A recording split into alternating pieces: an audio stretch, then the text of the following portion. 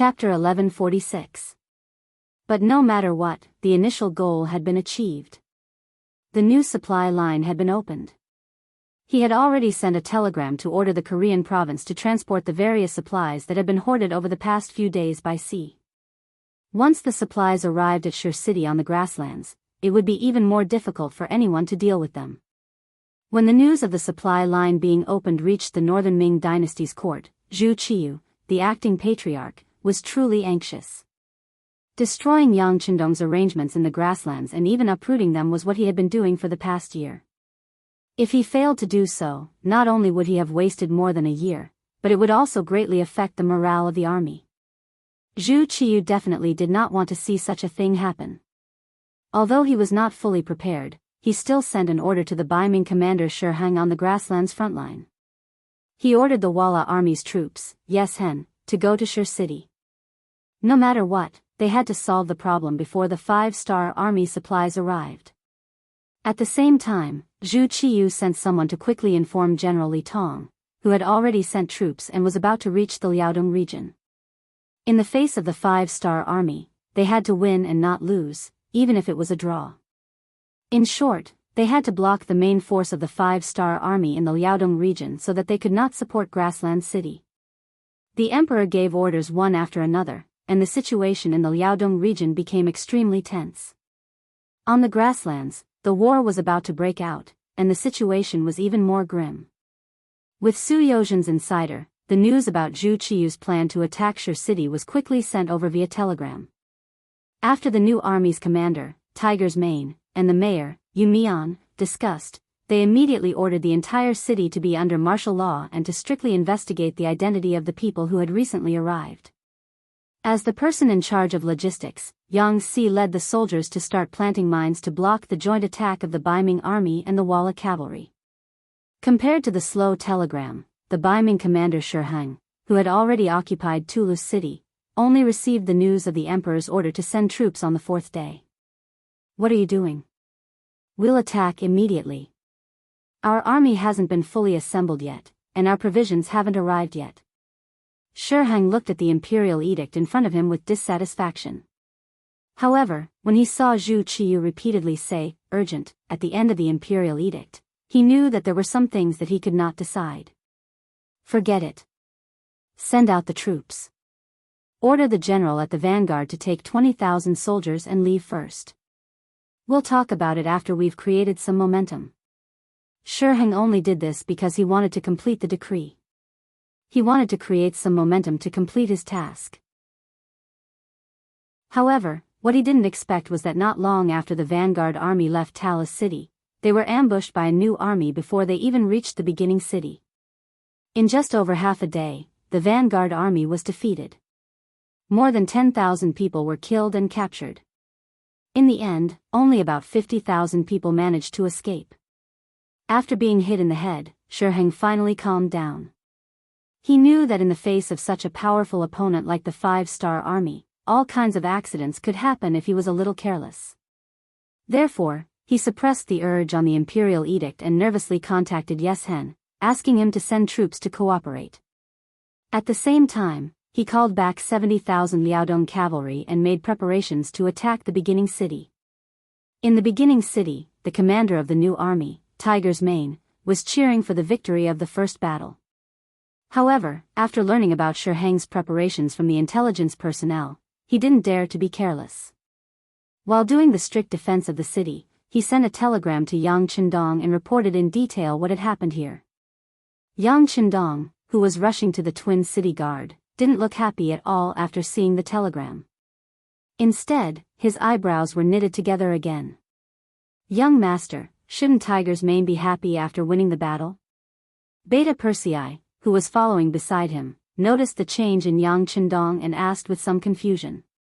"Yes, you should be happy after winning the battle. It's just that this first battle has been won. I'm afraid that the next battle won't be so easy. With this lesson, do you think the Baiming army will still underestimate the enemy?" Yang Qindong nodded first, then looked at Beta Persei in a rhetorical manner. Beta Persei didn't know how to answer this question. He could only touch his head and chuckle. "It's okay, with Tiger's Mane there, there won't be any problems in the beginning city.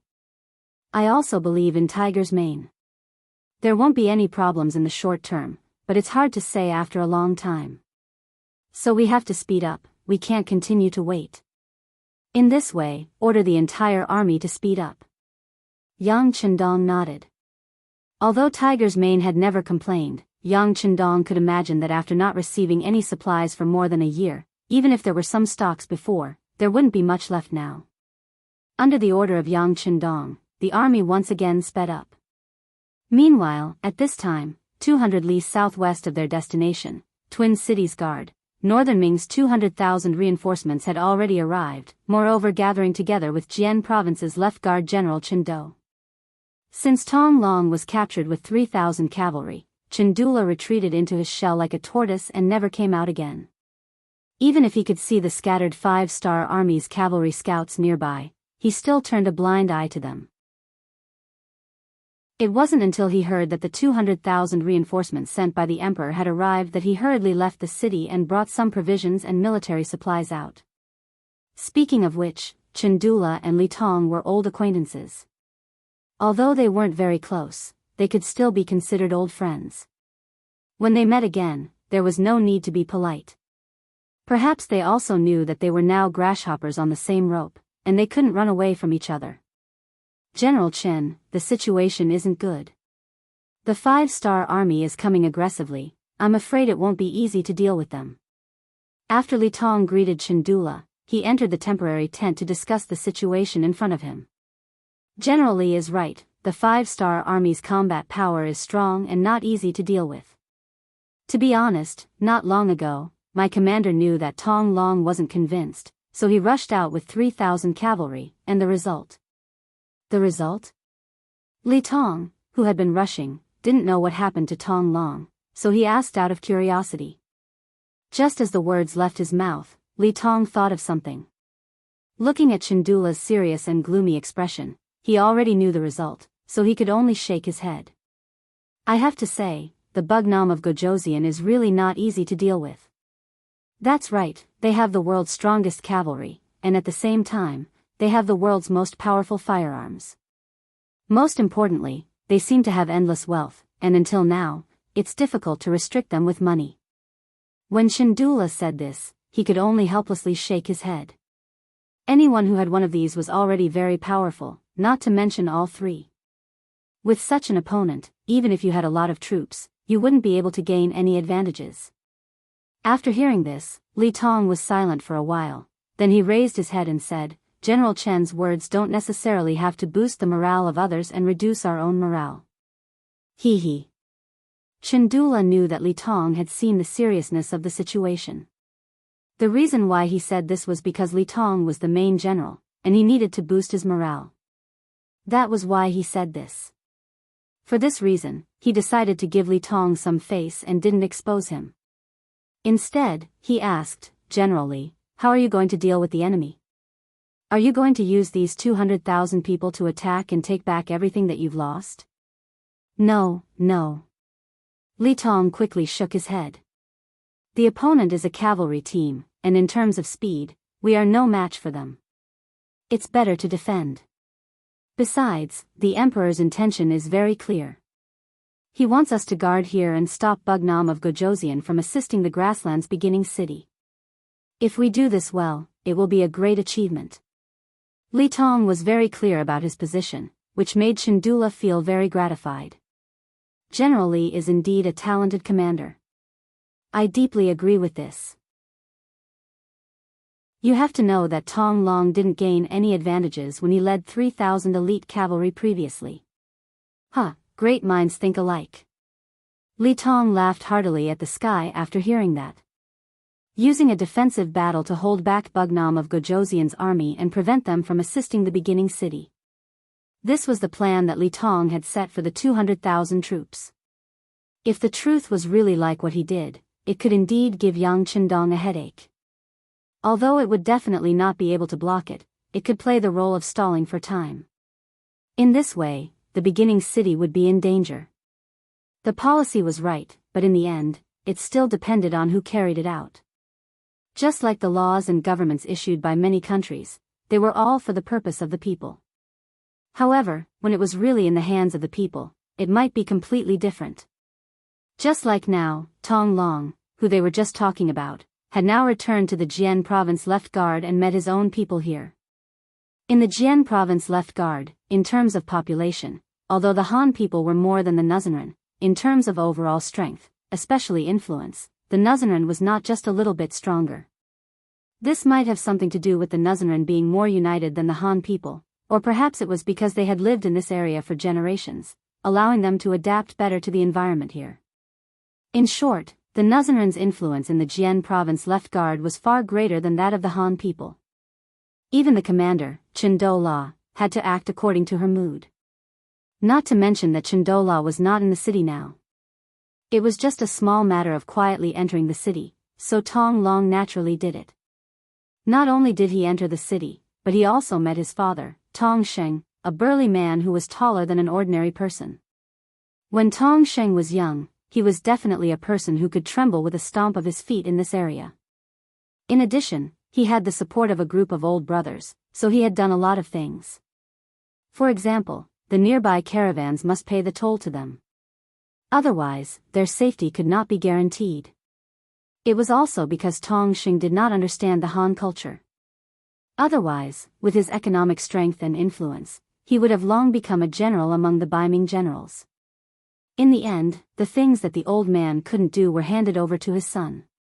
Fortunately, Tong Long lived up to expectations. With the support of his family, he finally walked to the position of commander and became a secondary grade 3 military officer.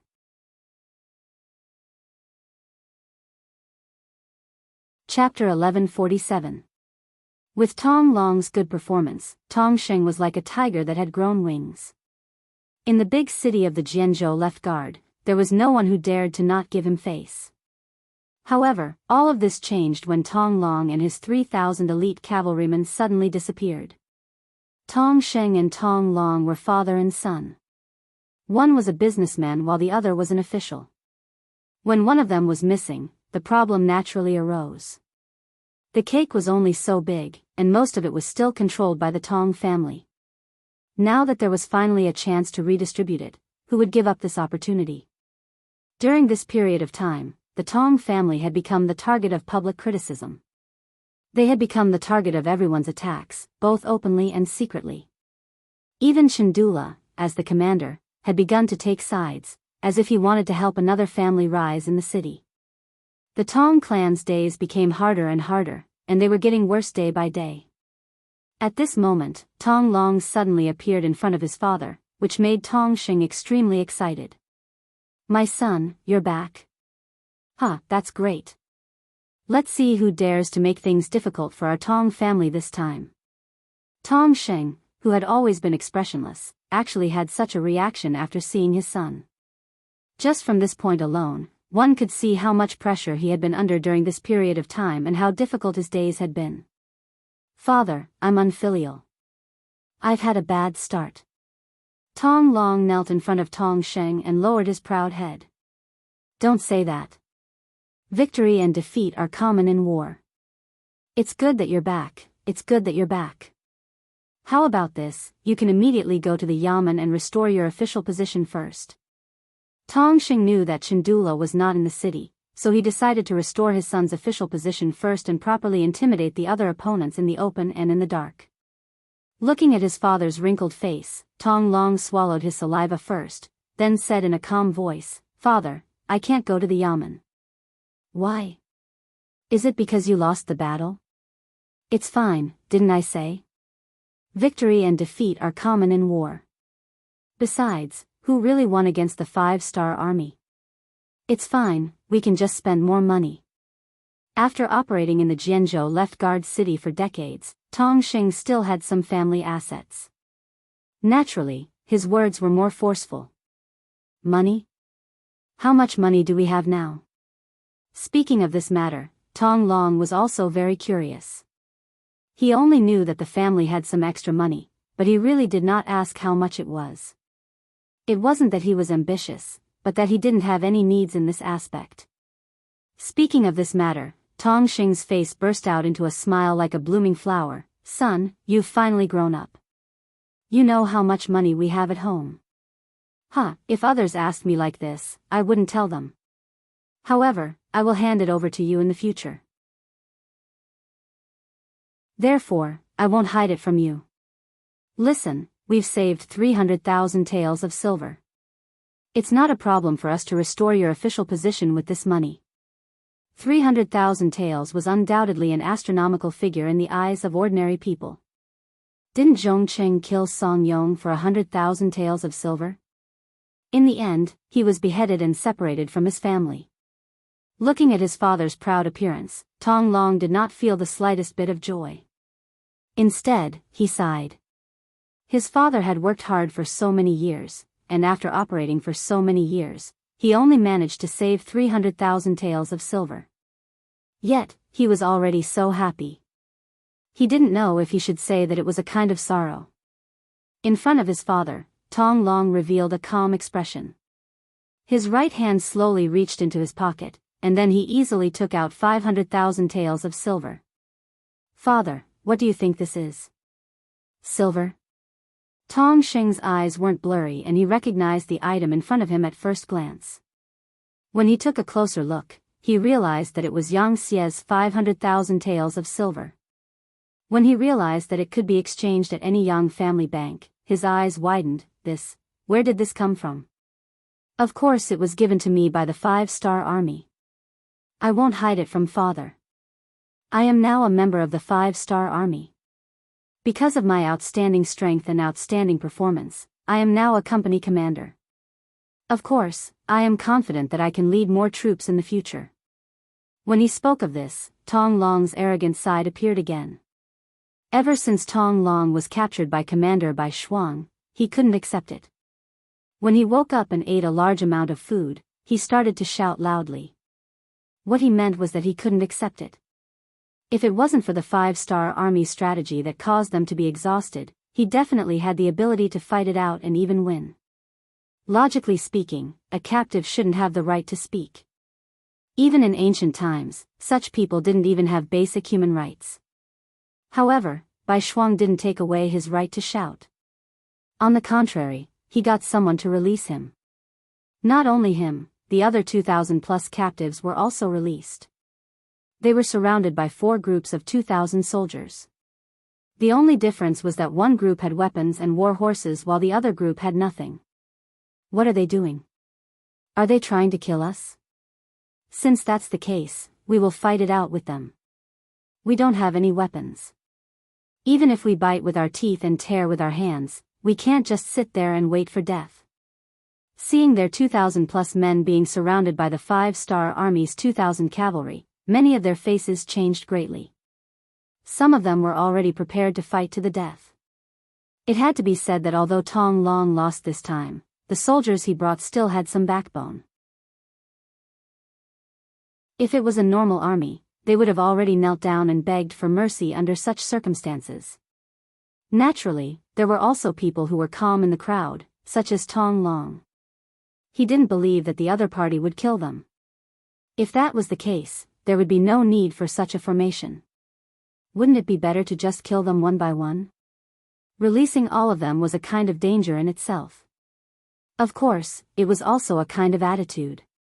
He didn't believe that the 5-star army didn't even have a bit of common sense. Therefore, at this moment, he wasn't nervous at all. Instead, he squinted his eyes and looked at Bai Shuang, who was wearing a black cloak. He wanted to see what the other party was up to.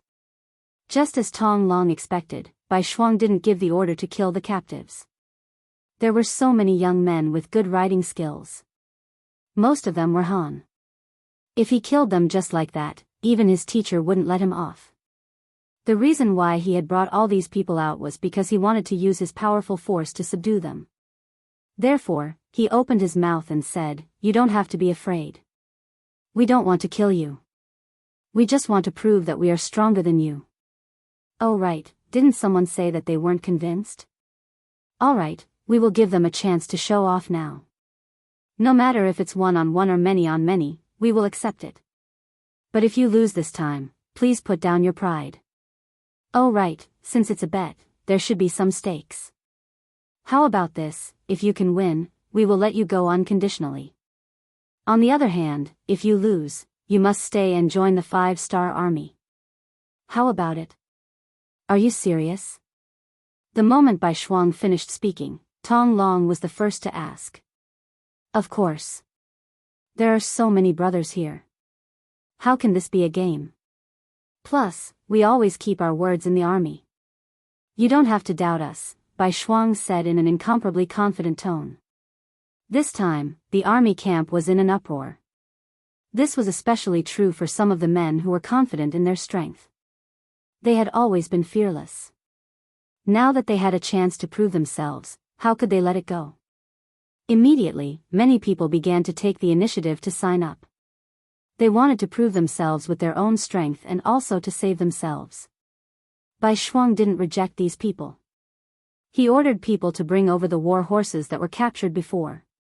Then, he gave everyone who wanted to fight a wooden scimitar. This was originally the weapon that the 1st Cavalry Division used to train. With such a weapon, they didn't have to worry about killing people. At most, they would only suffer some minor injuries. The first to fight were the 100 captives. Their opponents were the 100 cavalry warriors of the 4th Regiment. In front of everyone, the two sides pulled apart a distance of 2 li. Then, under the shout of Bai Shuang, the temporary referee, both sides began to exert their strength and charged at each other. It had to be said that the cavalry that caught Tong Long's eye and brought out were quite strong. They charged from afar, waving their wooden scimitars and doing all kinds of difficult tricks on the horses. Loud battle cries came from their mouths. Their imposing manner was extraordinary. In comparison, the 100 soldiers of the 4th Regiment seemed to be weaker. They didn't shout or shout. Instead, they kept moving forward in silence. As they moved forward, they kept changing their formation. The 100 people quickly formed a formation of 5 tip of the arrow. Then, they collided with the 100 captives in a way that could pierce through their hearts. 1 chopstick was easily broken. 10 chopsticks couldn't be broken. When the two sides began to collide, the tip of the arrow array displayed its unique and powerful strength. Under the coordination of each other, the soldiers of the 4th Regiment only needed to take care of the enemies in front of them. As for their left, right, and back, there were naturally other comrades in charge of protecting them. This allowed them to maximize their attacking power. On the contrary, the captives were fighting for themselves. Those who had a good relationship with each other only cooperated in 2s and 3s. In the face of the tip of the arrow, which was a group of 20, it was no different from a mantis trying to stop a chariot. In just one exchange, a quarter of the 100 captives fell. Then, it was time to charge again and again, entangling the enemy. Soon, the captives realized that every time they attacked with their scimitars, they could only attack one opponent. However, there would often be multiple scimitars slashing at them.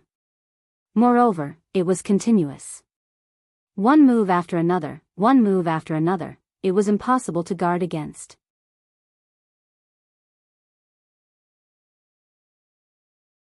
Chapter 1148. Under the relentless attacks, more and more captive soldiers were cut down by the wooden scimitars and fell off their horses. In less than half an hour, all 100 captive soldiers had fallen off their horses. On the other hand, only 2 of the 4 groups of soldiers had fallen off their horses. Moreover, they had only been hit on the arms and were not seriously injured. In comparison, the difference in strength was obvious. The captive soldiers who were clamoring to teach the 5-star army a lesson all lowered their heads. Only now did they realize that even if the enemy did not use any tricks, they would still be the ones to lose in a direct battle. Tong Long saw everything with his eyes. When he saw the 5-star army working together so closely, he revealed an envious expression. It could not be helped. Tong Long was an all-rounder. It was not that he had never thought of using cavalry to fight together, but the soldiers under him were all arrogant and unruly. In addition, they had not met any worthy opponents.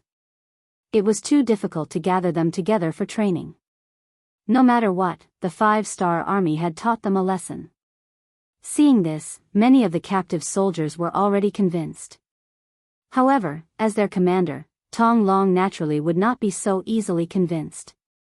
Seeing that no one stood out to challenge him, he held the wooden scimitar in his hand and said to Bai Shuang, who was wearing a black cloak, "You should be the commander of these people. Since that is the case, I will challenge you. Do you dare to accept?" "Hee, I have already lost to you once. Why should I be afraid of you?" Bai Shuang laughed loudly as he spurred his horse forward. For safety reasons, he did not hold his spear. Instead, he held a pair of wooden scimitars and rode out on his horse. Dual blades?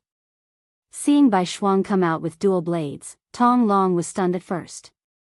Then, he laughed loudly. It seemed that dual blades were naturally more powerful than a single blade. However, this was a battle on horseback. If one was not careful and did not control his strength well, he would fall off the horse. Was he not afraid of such a problem with dual blades? "What? Are you afraid? Or should I give you a blade?" Bai Shuang smiled lightly. He did not show any displeasure because of the other party's mockery. "There is no need for that. But let me remind you, with dual blades in hand, you won't have the chance to control your warhorse. I'm very strong, so don't blame me if I knock you off your horse." Tong Long had never used dual blades before, so he naturally wouldn't do that. However, for the sake of a fair battle, he could not help but remind White Shuang. Little did he know that in order to become a soldier of the 1st Cavalry Division, the first thing one needed to do was to learn how to use dual blades. Without this ability, one would never be able to enter the division. As the leader of one of the regiments, although White Shuang's dual blade techniques were not the best, he was still stronger than ordinary warriors. He had this confidence. "Thanks for the reminder. Can we begin?"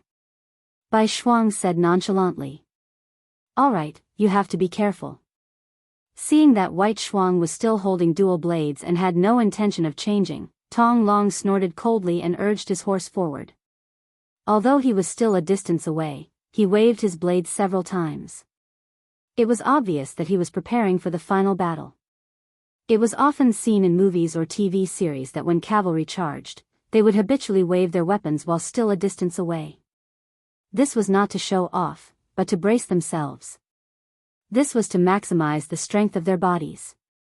This way, they would be able to maximize their strength when fighting with their opponents. Like Tong Long, White Shuang had already raised his dual blades and shouted loudly. He did not have any intention of underestimating Tong Long. This was also Yang Chendong's request for them. Even when facing the weakest opponent, they had to give their all. Only then would they be able to remain undefeated. The wind and the crane were jittery. At this moment, even the wind seemed to have stopped. It was just watching the battle between the two warriors, waiting for the result of the battle. Dang, dang, dang. The distance of 2 li was covered in the blink of an eye. Soon, the two of them collided. Then, the sound of weapons clashing rang out. Every time there was a loud bang, the two of them would involuntarily move. They were releasing all the power that the other party had imbued into their bodies through their weapons. Although they were holding wooden scimitars, the two of them were playing with them as if they were made of iron. In a short period of time, the two of them had exchanged no less than 20 rounds, and there was still no clear winner. Tong Long was indeed a fierce general. His blade skills were strong and powerful, and the strength in his body was endless. It gave people the feeling that he was an unending mountain. On the other hand, Bai Shuang was able to become Yang Chendong's student and was appointed as the commander of the strongest cavalry, the 1st Cavalry Division's 4th Regiment. His strength was not ordinary either. After exchanging 20 moves, his expression did not change and his heart was not panting. It was obvious that he had not used his full strength. Tian, who was the commander of the 1st Cavalry Division. Under his strict requirements, as long as the conditions allowed, every cavalry soldier would swing their blades at least 1,000 times a day. Even in between battles, this rule had never changed. With this kind of hard training, swinging their blades seemed to have become an instinct. Every time they swung their blades, they would need to use their full strength. However, it was only 20 moves, which was equivalent to an adult man running about 5 meters. It was really nothing. 30 rounds. 40 rounds. 50 rounds. In the blink of an eye, the two of them had exchanged nearly 60 rounds. Under the situation where they used all their strength, the scales of victory began to tilt. Tong Long, who was originally full of fighting spirit, began to feel weak. Although Tong Long also trained regularly, especially on horseback, the training time was not short. However, compared to Bai Shuang's training time, it was still a little short. The main difference was that they lacked a training atmosphere. For example, why did many outstanding soldiers' physical fitness begin to decline after they retired from the army? Even if they did not exercise when they returned home, why was it the same? Speaking of this, it had to be the environment, which was the element of atmosphere. When they were in the army, they had many comrades to accompany them. While they were chasing each other and could not slack off, training also became a kind of work and interest. However, when they were alone, it was completely different. Without a comparison, they might involuntarily want to rest for a while when they were tired. As time passed, naturally, the gap between them would become bigger and bigger. It was precisely because Tong Long did not have such a good environment that he could match Bai Shuang in a short period of time. However, as time passed, the disadvantage became more and more obvious. This was especially so after 50 rounds when White Shuang used 2 swords. Under the continuous attacks, he could only defend himself and could not attack. When all the soldiers who were watching saw this, they could basically see the outcome of the battle. Some of the captives who had placed their hopes on General Tong Long had no choice but to lower their heads. Even the strongest person on their side was not a match for the other party. How could they fight this battle? Sure enough, it was as everyone expected. In the 65th round, Tong Long, who had been bitterly defending, finally revealed a flaw. Because his blade was not fast enough, the hole in his chest was wide open. Using this opportunity, Bai Shuang chopped down and hit him in the chest. If Bai Shuang had not held back, just this attack alone would not have taken his life, but at least a few of his ribs would have been broken. With a plop, Tong Long finally fell off his horse. When he fell to the ground, he was still panting heavily. It could be felt that the battle just now had exhausted him. Swoosh! A wooden blade accurately pressed 30 centimeters in front of Tong Long's throat. Then, Bai Shuang's voice sounded, "You lost." "Yes, I lost. I am willing to repay my loss. I want to join your 5-star army." "I don't know if that is possible." Tong Long did not have the dispirited appearance of a loser. On the contrary, although he was still panting heavily and his chest was heaving up and down, his eyes were shining brightly. Clearly, he felt that he had found the direction of his life. Seeing that Tong Long was not discouraged after being defeated, Bai Shuang chuckled and sheathed his saber. "Of course, the 5-star army welcomes anyone with insight and ability to join. I think we will be comrades in the future." Bai Shuang had accepted Tong Long, and this made the other captives see hope as well. Immediately, there were many who wanted to join the 5-star army, and the seemingly dangerous competition ended with a unanimous decision. Because of this, the 5-star army had an additional 2,000 cavalrymen. Among them, there were at least 1,000 of them who were elites. What they lacked was the corresponding training. Once they understood how to cooperate in battle, there was no doubt that they would be a strong army. Just like that, Tong Long joined the 5-star army. He was even appointed as a company commander by Bai Shuang. He led 100 elite cavalrymen under him. This time, he was the one who requested to return to the Jian province left guard. He wanted to perform meritorious deeds. A company commander was not enough to satisfy him. He wanted to take over the Jian province left guard and give it to Bugnam of Gojoseon as a gift.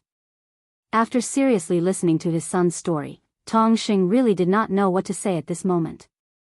Although he had seen the problems of corruption in the Great Ming Dynasty and the bitter lives of the people, the Great Ming Dynasty was still the Great Ming Dynasty. They had a population of 60 million and an army of millions. Such a huge force would undoubtedly be the best target to rely on. But now, his son had chosen Bugnam of Gojoseon, who was the enemy of the great Ming dynasty. It was simply unrealistic and impossible for him to immediately express his support. Tong Xing stood there for a long time without saying anything. Tong Long guessed his father's thoughts and knew that there were some things that needed to be said. This was because without his father's support, his plan could not be completed. He immediately said, "Father, you know about the Japanese Empire, right? Now, he has completely submitted to Bugnam of Gojoseon. In the future, there will be no Japanese Empire. There will only be the Japanese province. It will become a part of Bugnam of Gojoseon's territory. Father, I'm afraid you still don't know. Bugnam of Gojoseon has already taken over Terran City. Among them, Commander Song Quan committed suicide, Commander Tongji Zhongcheng was killed, and Commander Yi Ligang became a general in the 5-star army. Bugnam of Gojoseon has already given the order to change the Liaodong region into the 3 eastern provinces. Yi Ligang has also become the first general of the 3 eastern provinces.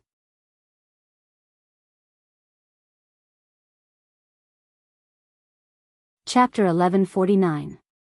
Right now, Wunan King is leading his army towards us. Do you think that we can stop them with just our strength?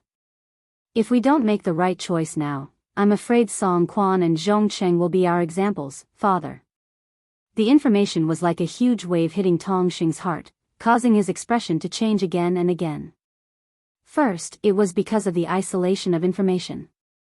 For the sake of the overall situation, it was difficult for unfavorable news to spread to the city. Secondly, in the social environment at that time, many things often took a long time to be known by everyone. Therefore, Tong Xing had never heard of these things that his son said. After hearing this for the first time, he was inexplicably shocked. What kind of people were the Japanese Empire? Perhaps the people in the hinterland of the Great Ming Dynasty didn't know much about them, but as the Jianghu left guard in the Liaodong region, Tong Xing, who was in business, knew very well. When he was transporting goods, he saw the Japanese Empire invading the border with his own eyes. He saw many Han people and Nuzanren die tragically in their hands. As for the strength of Song Quan and the others, he was even more clear. As the commander of the entire Liaodong region in name, Song Quan was still very prestigious among the people.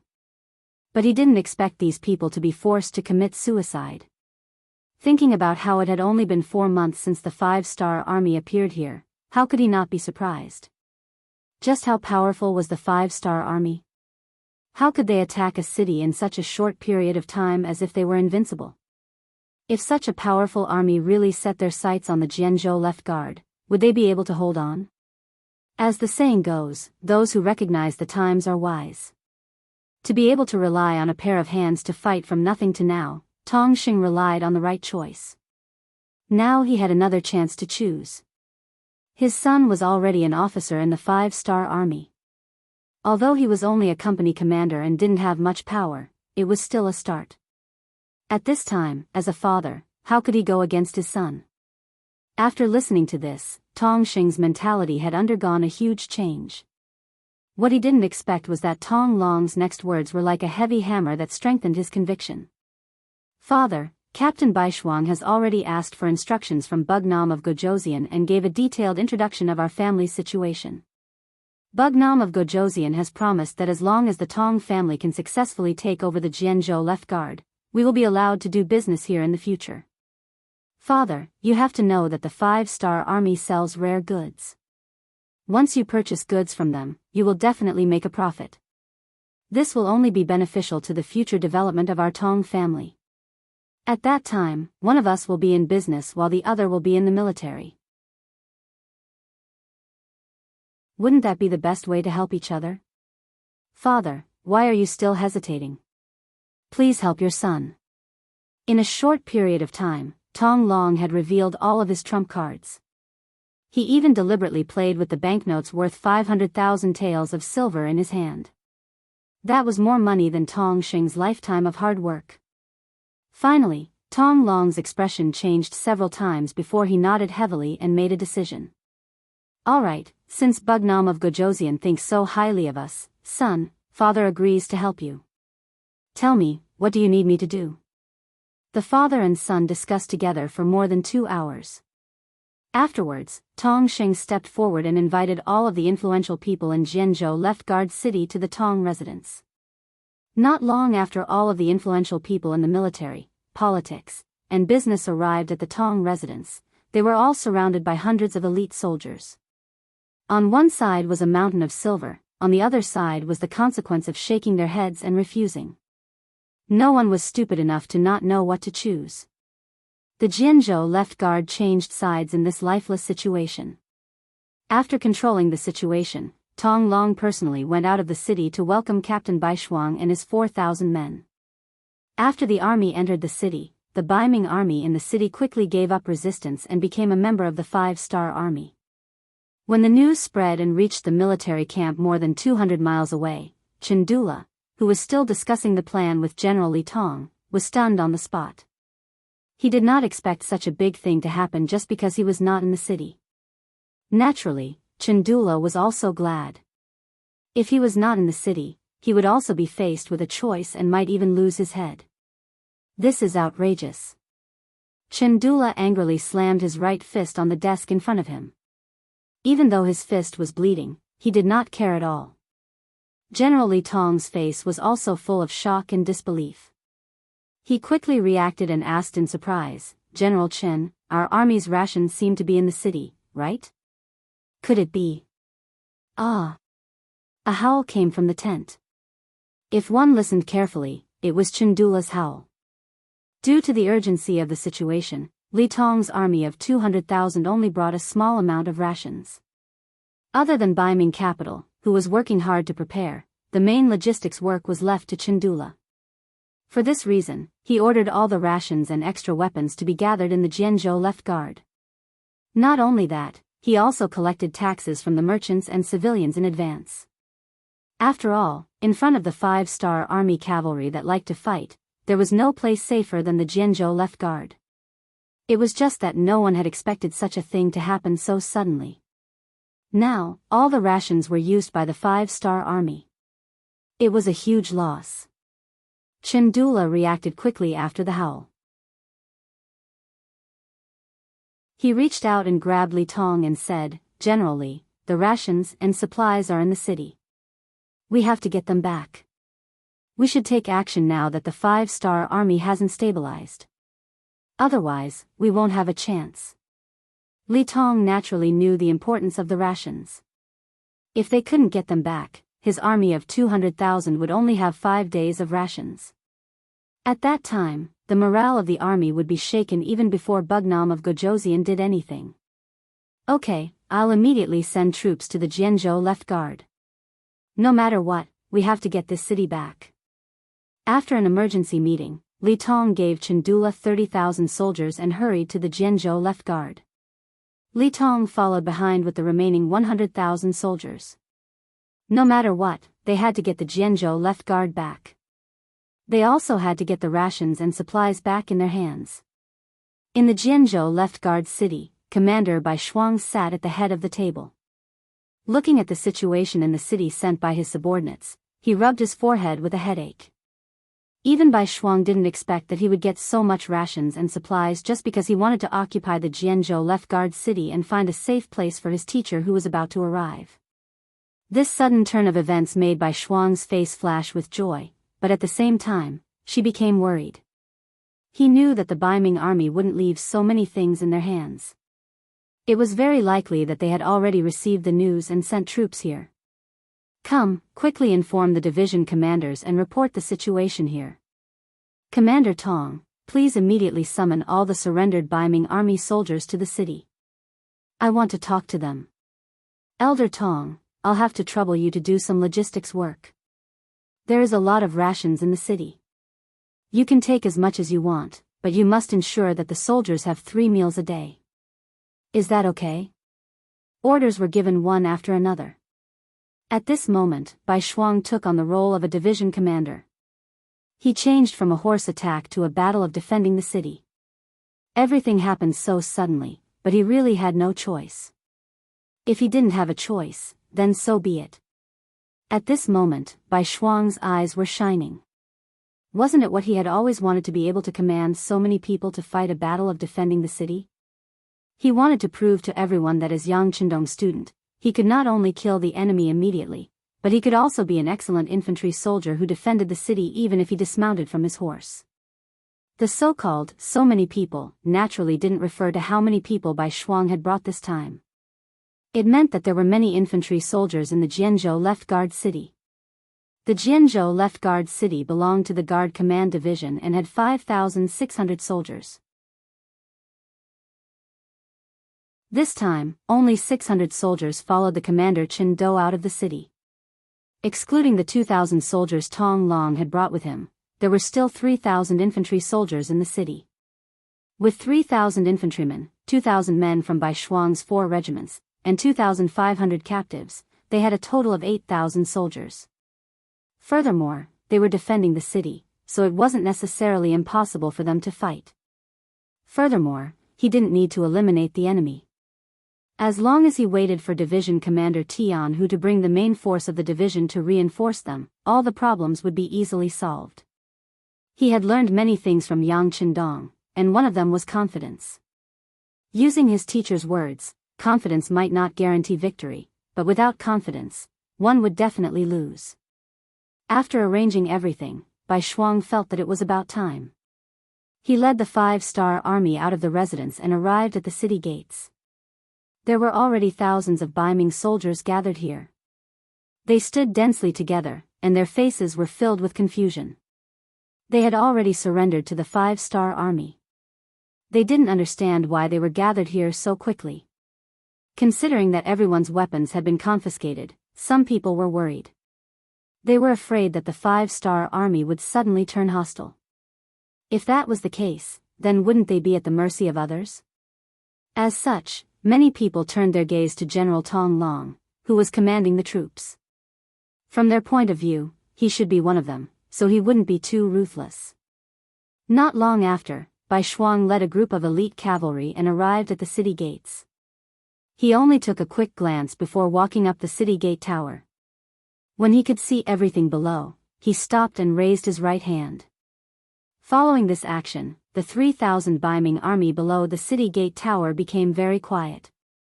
Seeing that everyone was so obedient, a smile flashed across Bai Shuang's face. He then looked into the distance and saw that Tong Sheng had already gathered many civilians to watch. On the other side, large pots had been set up, and pieces of delicious fatty meat were thrown into the pots.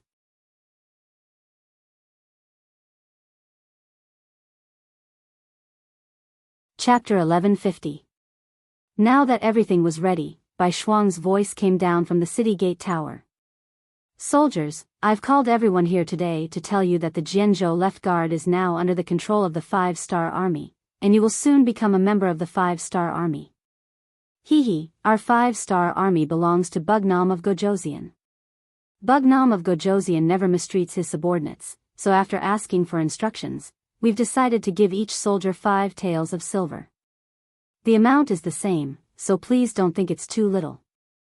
Alright, now everyone can line up to get the silver. Elder Tong, I'll have to trouble you. No problem, it's already prepared. Tong Sheng, who already knew about Bai Shuang's plan, smiled. Then, he gave an order and the wooden boxes placed there were opened. White light flashed, and boxes of silver were placed in front of everyone. Wow, so much silver. Yes, I've never seen so much silver in my life. Shouts of surprise continued. When a large amount of silver was placed in front of them, the impact was still very strong. Alright, everyone, don't just sigh. The silver is only real when it's in your hands. Now, please line up and get the silver. Of course, I want to say that from the moment you receive the silver, you will be a glorious soldier of the 5-star army. If anyone is unwilling, you can leave now. I promise that no one will make things difficult for you. Bai Shuang seemed to be talking about a very ordinary matter. But these words were not the case in the ears of the soldiers. What a joke, who would refuse money? As for whether they were in the 5-star army or the Baiming army, what difference did it make? As long as they were given money and treated well, they would listen to them and work for them. Most of the soldiers of the Great Ming Dynasty were formed from military families. In other words, their fathers were military families, and most of their sons would become soldiers when they grew up. This was originally set by the Great Ming Dynasty's Emperor Taizu because he was afraid that there would be no soldiers to recruit. Therefore, after a long period of habit, these people had already accepted the fact that they had to be paid as soldiers. As for whether or not they would go to war after becoming soldiers, and who they would fight against, that was not something they could consider or choose. Usually, the soldiers of the Bai Ming army were only paid 2 taels of silver a month. Even so, there were times when they couldn't even get paid. Now that each person could receive 5 taels of silver in cash, no one would refuse such a good deal. Bai Shuang looked around and saw that none of the 3,000 people left on their own accord. They all obediently lined up to receive their silver. 3,000 people, 5 taels per person. That would be 15,000 taels of silver. This amount of money was really nothing to Bai Shuang. In his opinion, it was worth it to pay such a small price to defend the city. Even if his teacher knew about this matter, he would only praise him for being capable. There were a total of 10 teams, and everything was over in less than an hour. When Bai Shuang saw that all the soldiers had smiles on their faces with the silver in their hands, he continued, "Congratulations, everyone. You are now a member of the 5-star army. I just want to say that there will be many more good things like this in the future. As long as you work hard on the battlefield, you will receive more than this. Everyone, are you happy?" Happy. The soldiers who had just received their silver naturally stood in front of Bai Shuang and replied loudly. Very good. Bai Shuang saw that everyone had fallen into his trap, so he laughed and said, "Soldiers of the 5-star army, to tell you the truth, the Bai Ming army will soon arrive at the city. They will most likely prepare to attack the city. In other words, your opportunity to perform has arrived." What? Are we really going to fight? Yes, or are we going to fight the Bai Ming army? We are the Bai Ming army, aren't we? Bai Ming army, my ass. We are now captives of the 5-star army. Captives, do you understand? We have no choice but to fight for power. What? Now that we have received our silver, we are no longer captives. We are now members of the 5-star army. Because of this sentence, the soldiers below began to discuss. In the end, Bai Shuang raised his right hand and calmed the crowd down. Soldiers, I know that you may have some thoughts. But what I want to say is that you have already surrendered to the 5-star army. It doesn't matter if you did it willingly or not, but it is the truth. At least, the Bai Ming army outside the city will think this way. Once the city is breached, it will be the time of your death. I don't think anyone will be merciful to soldiers who have surrendered to the enemy. Therefore, the next battle will be fought for your own sake. Seeing how certain Bai Shuang was, some soldiers who didn't want to die opened their mouths and said, We were only forced. Is that so? Bai Shuang had already expected this result. He smiled and said, but when you took the silver, you were very proactive. Everyone in the city saw it. Indeed, Bai Shuang didn't force anyone. When they took the silver, they all did it willingly. They were all very excited and happy. After he finished speaking, some of the Bai Ming soldiers who wanted to argue shut their mouths. Using this opportunity, Bai Shuang's expression suddenly changed as he said, You think you were forced, but will the Bai Ming army think this way? Will the generals think this way? They will only think of you as the real 5-star army.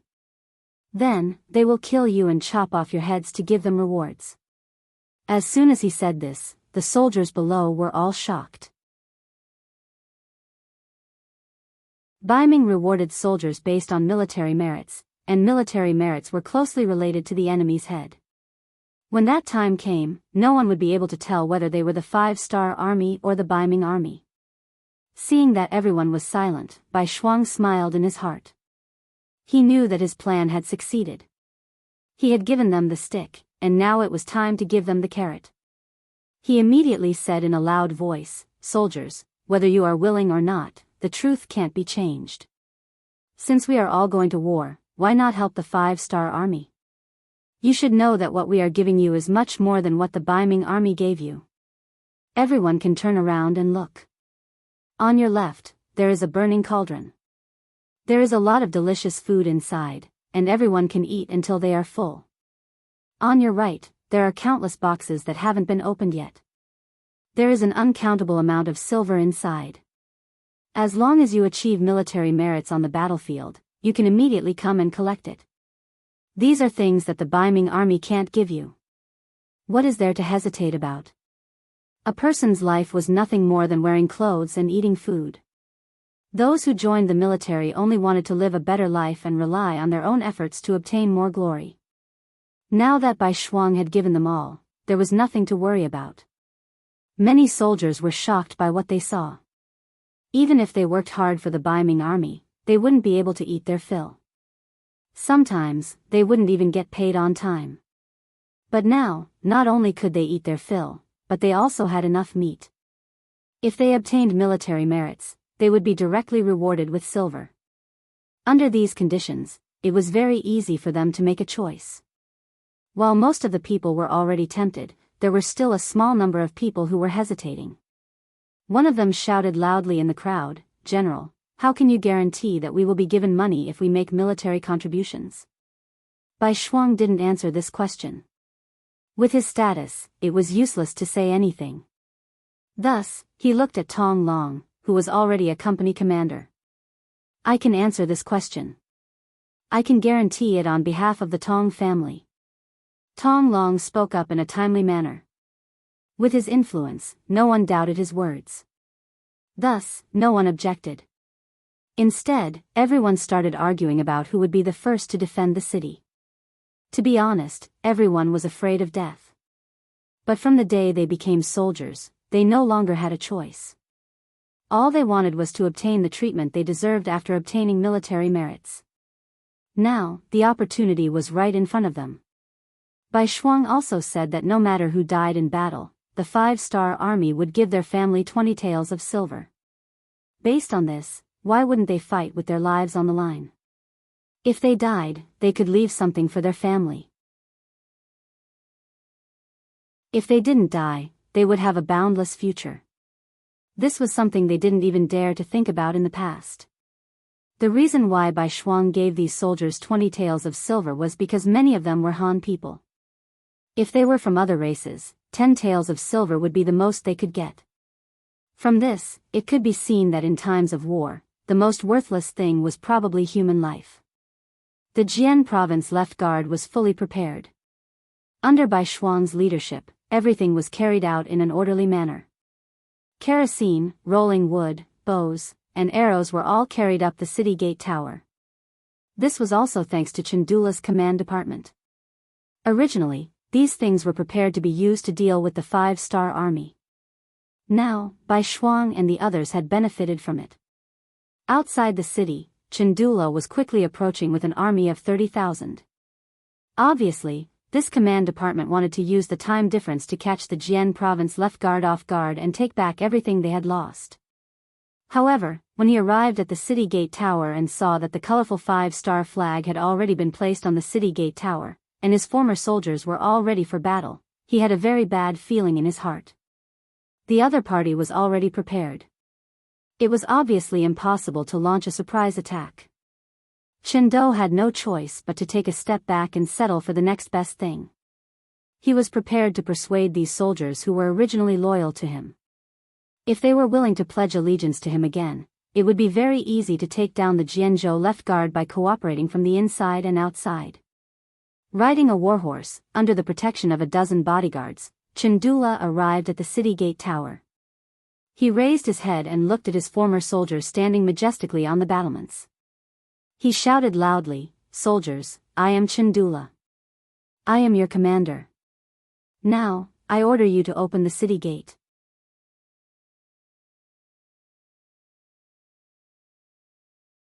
Chapter 1151. His voice was not soft, but he was met with silence. How could the Baiming army soldiers, who had been convinced and successfully tempted by Bai Shuang, betray him just because of a few words? "What's wrong?" Don't you understand what I'm saying? I've treated you well all these years. Hurry up and open the city gate. Otherwise, once I lead the army into the city, none of you will be spared. Even your families will be implicated. Is that what you want to see? Chandula saw that his order was ignored, so he angrily threatened them. Needless to say, this shout did have some effect. For the ordinary Baiming soldiers, Chandula had always been a superior existence. They had to carefully ponder the words of such a person. Although Bai Shuangshu had given them a lot of benefits, if the Jianzhou left guard was defeated, these benefits would be gone. This was something they didn't dare to think about. In a corner of the city gate tower, Bai Shuang was watching Chandula's act. When he saw that the other party was even threatening him, he could not help but coldly snort. Then, he said to a soldier beside him, "Pass down the order. It's time to teach this commander a lesson." The order flag on the city gate tower was waved. Immediately, the west gate of the Jian province left guard was opened. When the thick and heavy city gate creaked, Chandula, who still wanted to continue his threats, immediately smiled. Can't we talk nicely? Why do I have to scare you? Sigh, these soldiers are really despicable. After these words came out of his mouth, Chandula suddenly widened his eyes. Then, without any scruples, he turned around and fled. He had already seen that the people who came out of the city gate were not ordinary Baiming soldiers, but thousands of cavalrymen led by Tong Long. The Jian province left guard was easily taken down by the 5-star army because of Tong Long. Chandula already knew about this. Now that he saw this person riding out, how could he not know what was going to happen? Considering that this person had always been very brave, and even Chandula was no match for him in a one-on-one fight, if not now, when would he be able to escape? Just as Chandula turned to flee, so anxious that he didn't even notify his personal guards, Tong Long had already led his 25,000 cavalry out of the west gate. At this moment, Tong Long had already been appointed as a battalion commander by Bai Shuang, and the cavalry that originally belonged to him had been returned to him. This kind of trust and use made Tong Long shed tears of gratitude. He swore in his heart that he would definitely perform well. Therefore, at this moment, he rushed out with all his might. If Chandula had not seen the situation and fled quickly, he might have really been left behind by him. Although Chandula managed to escape, it was a pity that he only brought a dozen men with him. Apart from 2 of them who managed to escape quickly, the rest of them were all captured. One of them even tried to hold Tong Long back by relying on his martial strength, but was beheaded with a single slash. His goal was not to scare Chandula away. Using this opportunity to leave the city, Tong Long led his 2,500 cavalry and charged straight at the 30,000 Baiming army that were completely unprepared. This was not going according to the script at all. The 30,000 Baiming army were also confused. They were supposed to be the ones attacking, but now, they were the ones being attacked.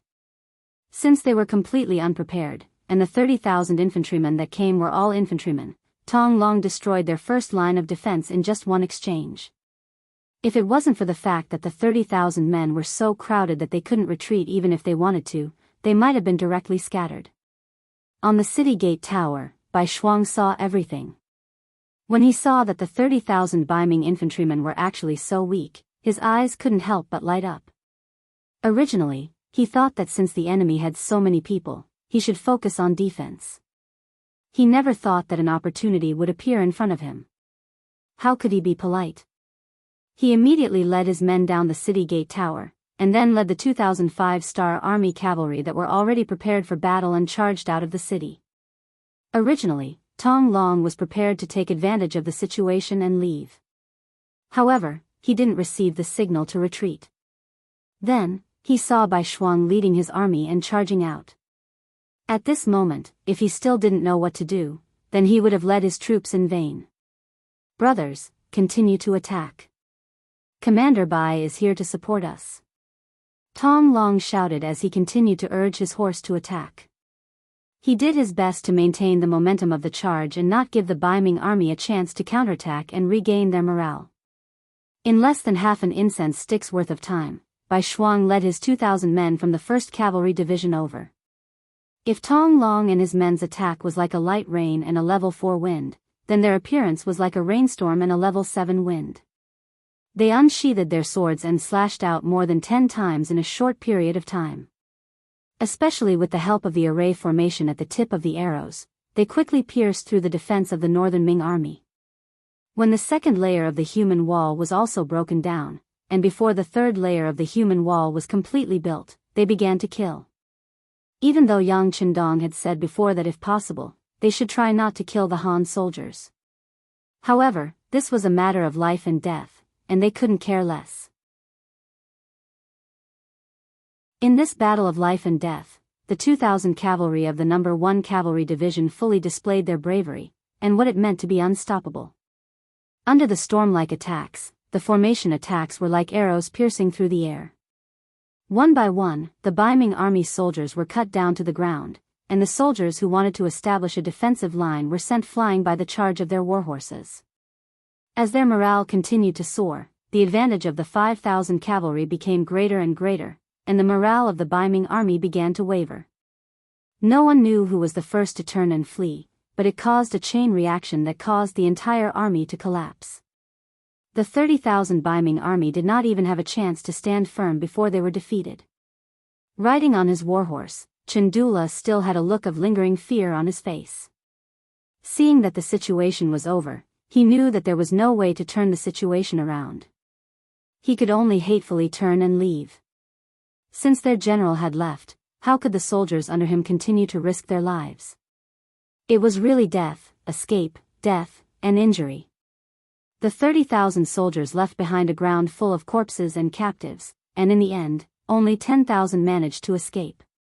With 4,500 cavalry, not only had they defeated the 30,000 Baiming army, they had also killed 5,000 and captured 15,000. This kind of accomplishment caused the surrendered Baiming army soldiers to be dumbfounded. In the past, they had been talking about how powerful the 5-star army was. This time, they had really opened their eyes. The capture of captives and the cleaning of the battlefield continued until nighttime. Even so, it was still not completely cleaned up. Considering that there was no one in Jianghu's Wuwei city who belonged to him, Bai Shuang still brought his men back to the city. Seeing their return, everyone looked at them with respect. When Bai Shuang saw Tong Sheng at the city gate leading the people to welcome him, he first laughed and then said, "Everyone has worked hard in this battle. In a while, we will reward you according to your contributions. Don't worry, even the soldiers who defended the city will be rewarded. By the way, the battlefield outside the city has not been cleaned up yet. If there are any people who want to help, you can go now. Don't worry, you only need to hand over 80% of the things you picked up. The remaining 20% is yours." What? Is this true? The people who were originally lining the streets to welcome them were shocked when they heard this. They were not here to support the 5-star army. Although they had won the battle and protected Jianghu's Wuwei city, in the eyes of most people, even if Chandula took back this place, they would not be too surprised or flustered. After all, they were just ordinary people. To them, it did not matter who the emperor was. The reason why they came here was because Tong Xing promised to share the meat soup that the soldiers drank. This was the real benefit. But now, they suddenly heard that they could also get benefits. Moreover, they could get 20% of whatever they took. This was something that they had never thought of before. That's right. Our 5-star army will definitely keep our word. I just want to remind everyone that the things you took must be handed over to the government. Once someone is found to have embezzled, it will be a crime. Then, there will be a big problem. Other people can also supervise each other. If you find out, you can report it. As the informant, you can get 50% of the things as a reward. Bai Shuang used the set of rules that he saw when he was with Yang Qindong. Back then, when he asked the people to clean up the battlefield, he used this method. Although it could not completely eliminate embezzlement, more than 90% of the things could be retrieved. Of course, we will do such a good thing. Don't worry, with us here, we will definitely not let anyone take things home. That's right, such a good thing cannot be ruined because of 1 or 2 people. We have to be conscious and supervise each other." These words quickly attracted the support of the people. After that, there was no welcoming ceremony. Even though the sky was already dark, there were still many commoners who left the city with torches and ran towards the battlefield outside the city. There was a lot of wealth waiting for them there. If they could pick up some iron weapons, they would definitely be able to sell them to the 5-star army for a good price. When most of the people had left, Tong Xing came to Bai Shuang with a worried face. "Commander Bai, are we really going to let the people help? Once they have money, will they listen to our orders? Just like just now, if it wasn't for the meat soup, I'm afraid that they wouldn't have come out to welcome the victorious army." Tong Xing's thinking had become a common problem among the people in power. They didn't want the people to be so poor that they couldn't even afford to eat, but they also didn't want them to be so rich that they wouldn't listen to their orders. But they didn't know that if a country really wanted to be rich and powerful, they had to learn how to hide their wealth from the people. As long as the people had money in their hands, they would protect their rights and interests from being violated. When faced with an invading enemy, they would do their best to protect them. It wouldn't be like now where no one cared about the outcome of the war.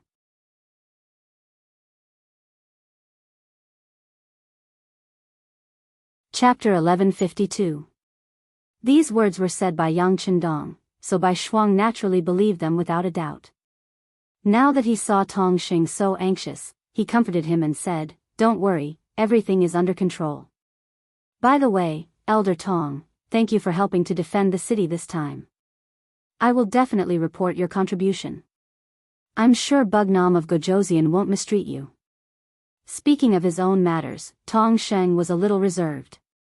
He smiled and said, "Well said, well said." Not to mention what happened in Jianzhou's left guard city, Chandula had only run a few dozen miles when he met General Li Tong, who came to his rescue. He brought a total of 170,000 Baiming army with him. Originally, he thought that if everything went smoothly, he could directly take over the Jianzhou left guard. However, when he saw Chandula's sorry state and the number of troops that were obviously less than when he sent out his troops, he frowned. "General Chen, it seems that everything is not going well. Sigh, the other party didn't play by the rules. My troops were defeated." Chandula seemed to have aged a lot in an instant. After all, many of the cavalry that chased after him were originally soldiers of the Jianzhou left guard, which meant that they were his troops. He had been the commander of the Jianzhou left guard for many years and thought that he was in control of everything. However, now that he was defeated by his own troops, one could imagine how depressed and disappointed he was. "What exactly happened?" Li Tong said with an unfriendly expression. This was an army of 30,000, and now only 1/3 of them had returned. The difference was too great. Although it was a little embarrassing, it had already happened and there was no way to hide it. Therefore, Chandula explained everything in detail. In the end, he said, "The cavalry of the 5-star army is indeed powerful. Although we have the advantage in numbers, without preparation, we can't use our advantage in numbers at all. This time, I was careless and thought that the other party wouldn't dare to make a move. Generally, I beg for your forgiveness." Li Tong's expression was very ugly. He wanted to say that he was indeed guilty. He had lost 20,000 troops in an instant and even deserved death. However, Li Tong didn't dare to punish him for his crimes. Putting aside the fact that Chandula was a third-rank military official in the imperial court, just like him, he didn't have the authority to set up a court. Furthermore, this was the Liaodong region, and Chandula had been operating here for many years. It was impossible to say that he didn't have any connections.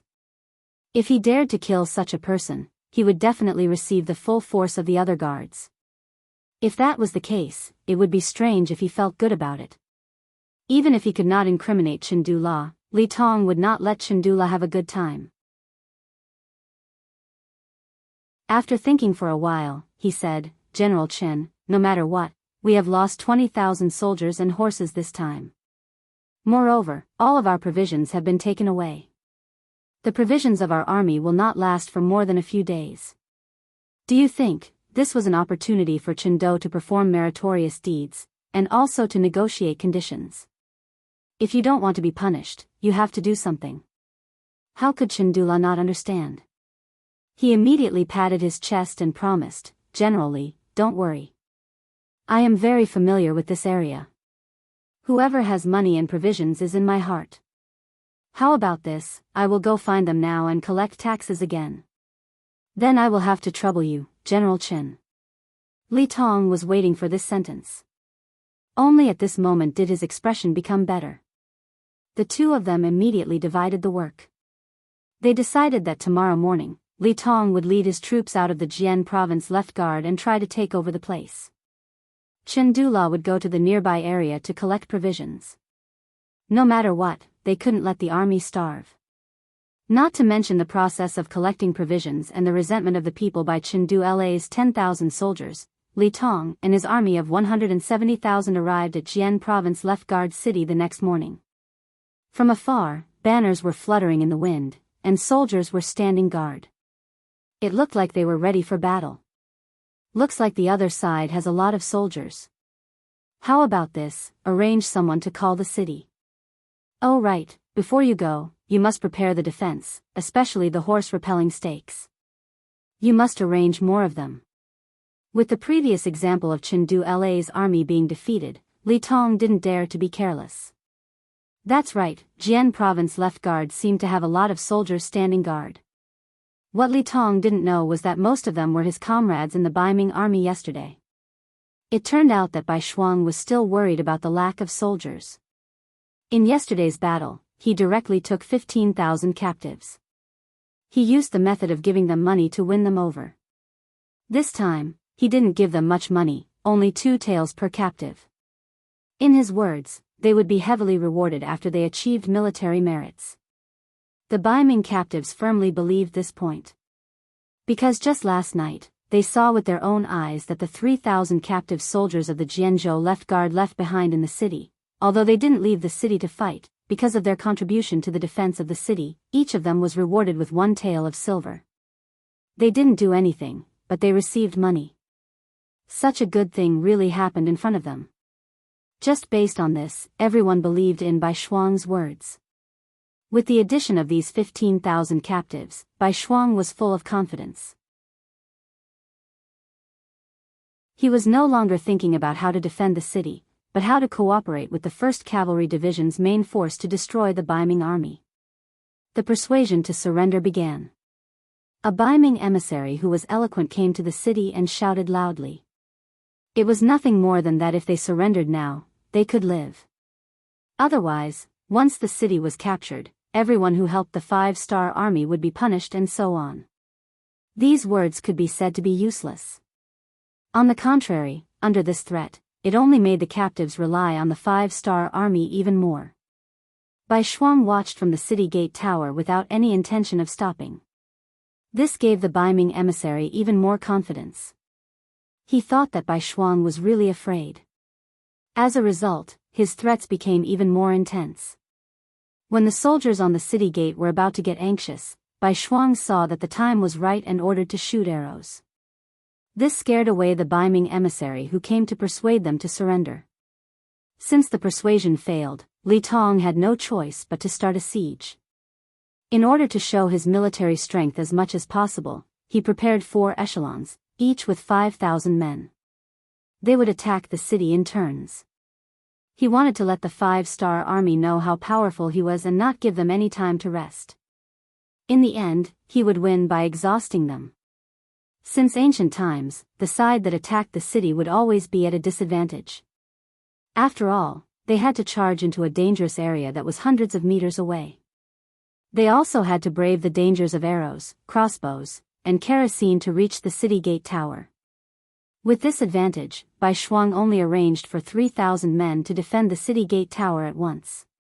He could already see that the other side wanted to fight a war of attrition. Since that was the case, he would play with them. The battle began in the afternoon. Using the ladders that had been prepared beforehand, the Northern Ming army launched a frenzied attack on the city. Below the city walls were densely packed soldiers who were charging forward. They shouted loudly and continuously charged forward with swords in their left hand and shields in their right hand. Under the leadership of Bai Shuang, the 5-star army on the city gate tower counterattacked in an orderly manner. From afar, they used bows and arrows.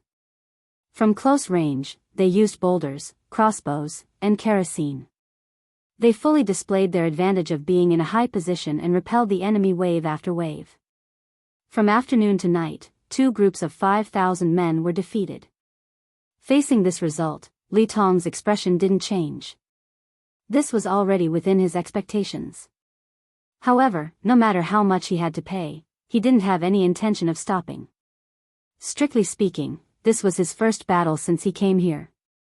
He couldn't afford to lose. Under Li Tong's command, even if the sky was completely dark, the attack didn't stop. Everyone used torches to light up the surroundings and continued to attack the city. The battle continued. This battle went on for 3 days and 3 nights without stopping.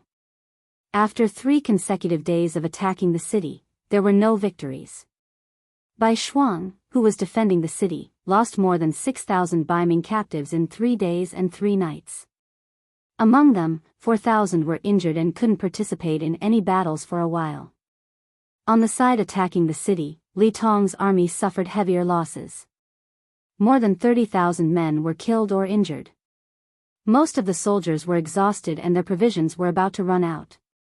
On the 4th day, Chandula appeared with a large amount of provisions. These were all gathered from the nearby 30,000 guards and the Songhua River. Considering that he had already collected them once, he naturally encountered a lot of resistance when he collected them this time. In the end, he went from collecting to robbing. With the advantage of 10,000 soldiers, he really managed to get a lot.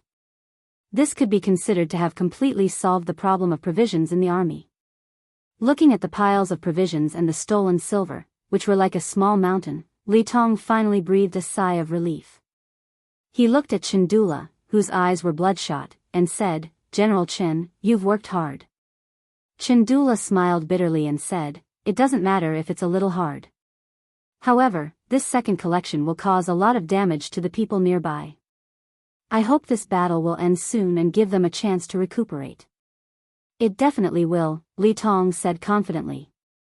Then, he ordered everyone to cook and prepare a full meal for everyone. Then, they would work hard and strive to take down the Jian province left guard tomorrow. On the tower of the Jian province left guard, the siege was still ongoing. From time to time, screams could be heard. Every scream represented the loss of a soldier's life. This made Bai Shuang, who was below the tower, squint his eyes. Of the 18,000 captives, only a fraction was left. From the looks of it, the price they would have to pay tonight would not be small. If that was the case, how many more days would the city be able to hold out was something that no one could be sure of.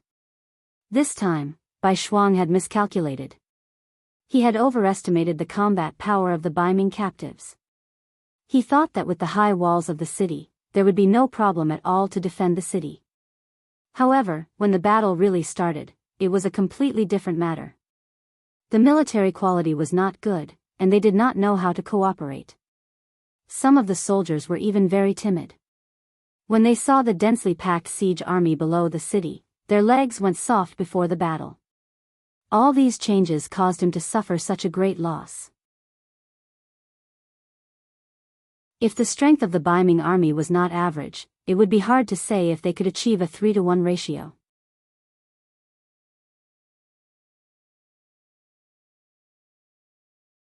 Chapter 1153. After 3 days and 3 nights, they had lost more than half of their forces. If this continued, they would probably lose the city in another 3 days and 3 nights. "Commander, why don't we kill our way out? With the advantage of our cavalry, we should be able to catch them off guard and reduce the pressure on the city." Ever since Tong Long had been promoted to battalion commander, his heart was filled with the desire to perform meritorious deeds.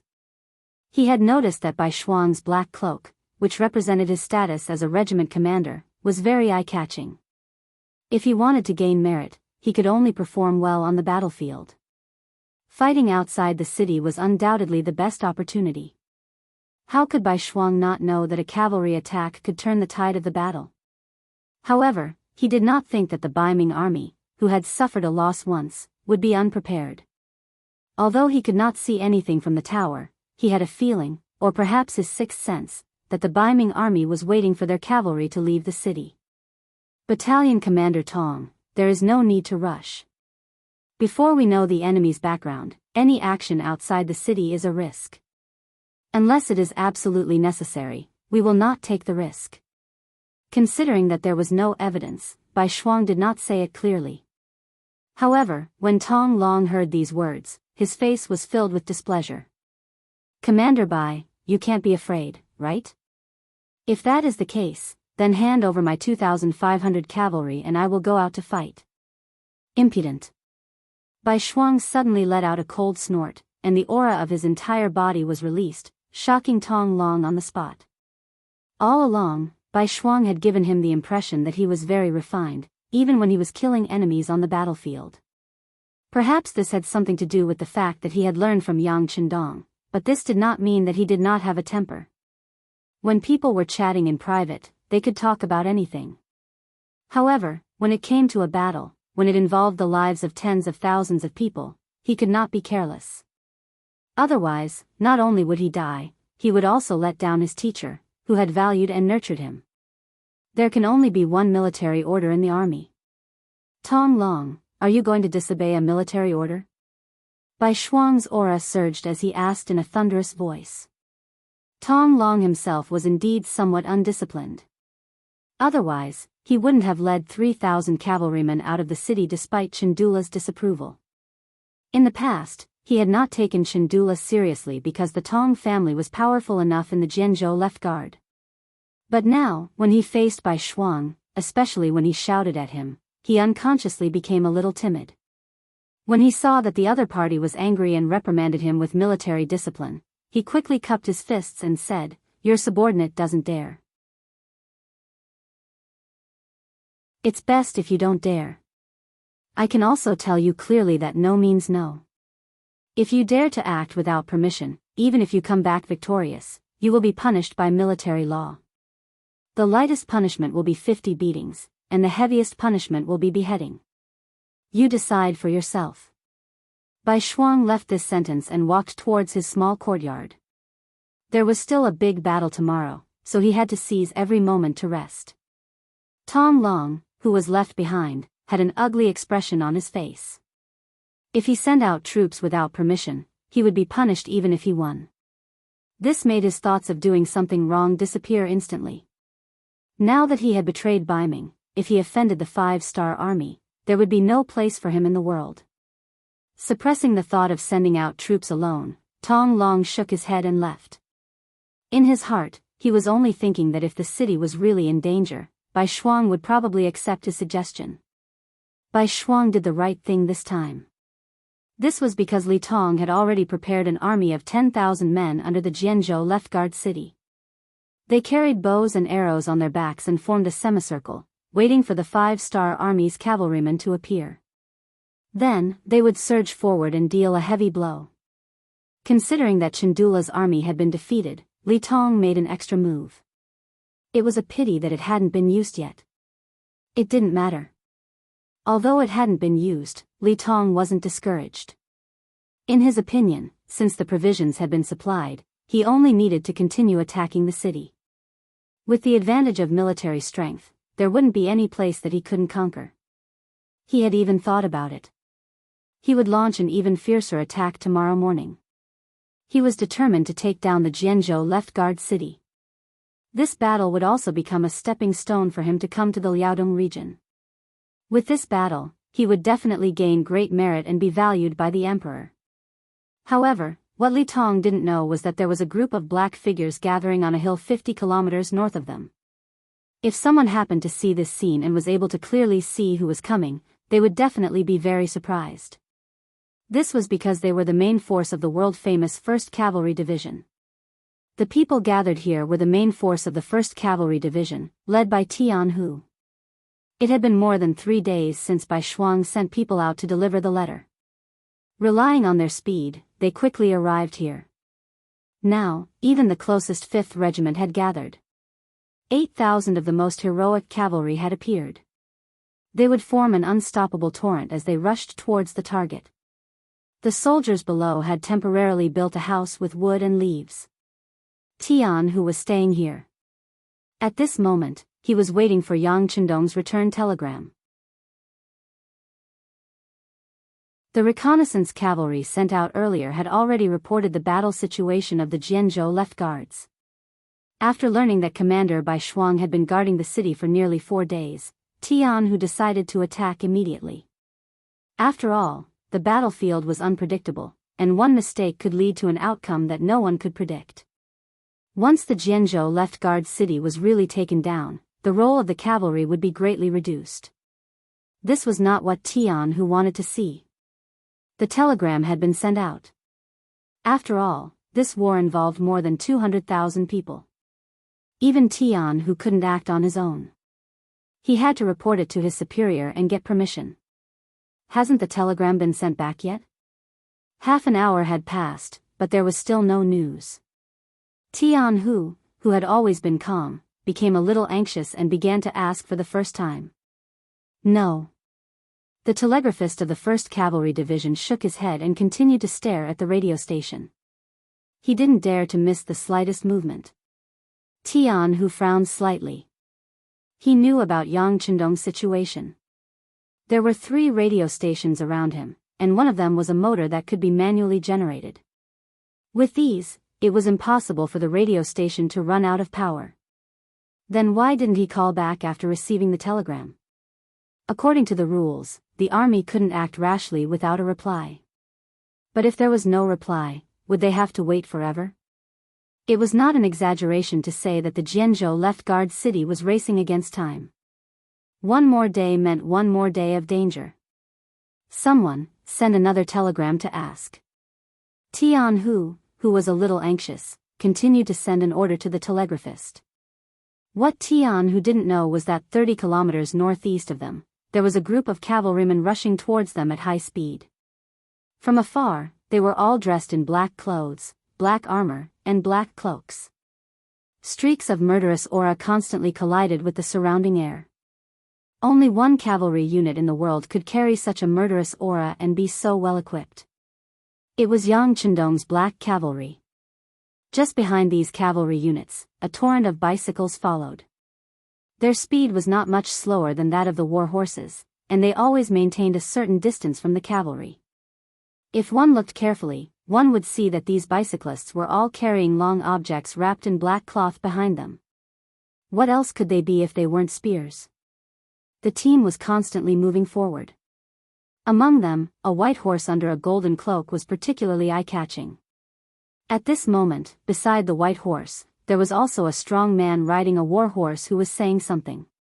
Young master, Commander Tian just sent another telegram, asking for a battle. Do you want to reply? This Tian is good at everything, but recently, his murderous aura has been too strong. He needs to calm down. This time, just treat it as a training. Don't worry about it, let's continue on our way. Yang Chendong, who was riding on the white dragon, laughed, then shook his head gently. Obviously, he intended to polish Tian's temper. After all, he would be entrusted with greater responsibilities in the future. It would be bad if he couldn't keep calm when something happened. After talking about Tian Yang Chendong looked at the dark scene around him and asked in a deep voice, Beta Persei, how far are we from Tian's division? Young master, it's less than 30 miles away. We can arrive in half an hour. Beta Persei replied confidently. Being able to stay by Yang Chendong's side was indeed very impressive, but in reality, the burden was also very heavy. Whether there was something or not, they had to understand it.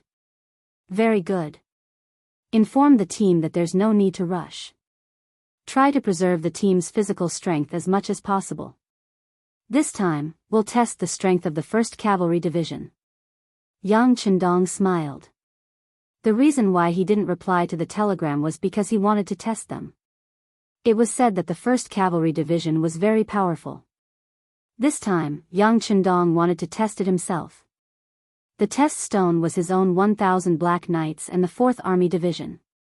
The 1,000 Black Knights had just been replenished. Needless to say, those who could join were naturally the strongest. It was not an exaggeration to say that they were the cream of the crop. Who knew how many people their loyalty was? Fortunately, the chief of security, Yang Qindong, had been doing this work. There were many candidates to be tested, so they could finish replenishing the Black Knights in such a short time. They took a boat from Crimson City all the way to Yang Qindong's side. However, such people also had a special characteristic. Perhaps they were indeed capable, but they always had a sense of arrogance.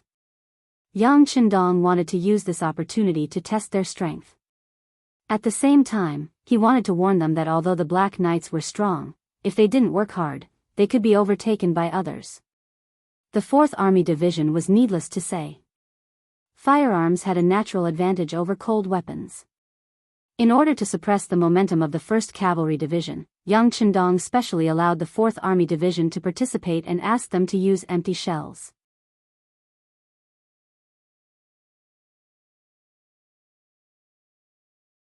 Chapter 1154. Commander Ling Daqiang naturally agreed with this order. Cold Front's reputation had been overshadowed countless times by the world's #1 Cavalry Division. Now that there was such an open and above-board opportunity to take revenge, he naturally wouldn't miss it. In order to achieve the goal of completing the mission, he ordered all the soldiers of the Cold Vanguard to be in their best condition. If anyone dropped the ball, they would be kicked out of the Cold Vanguard.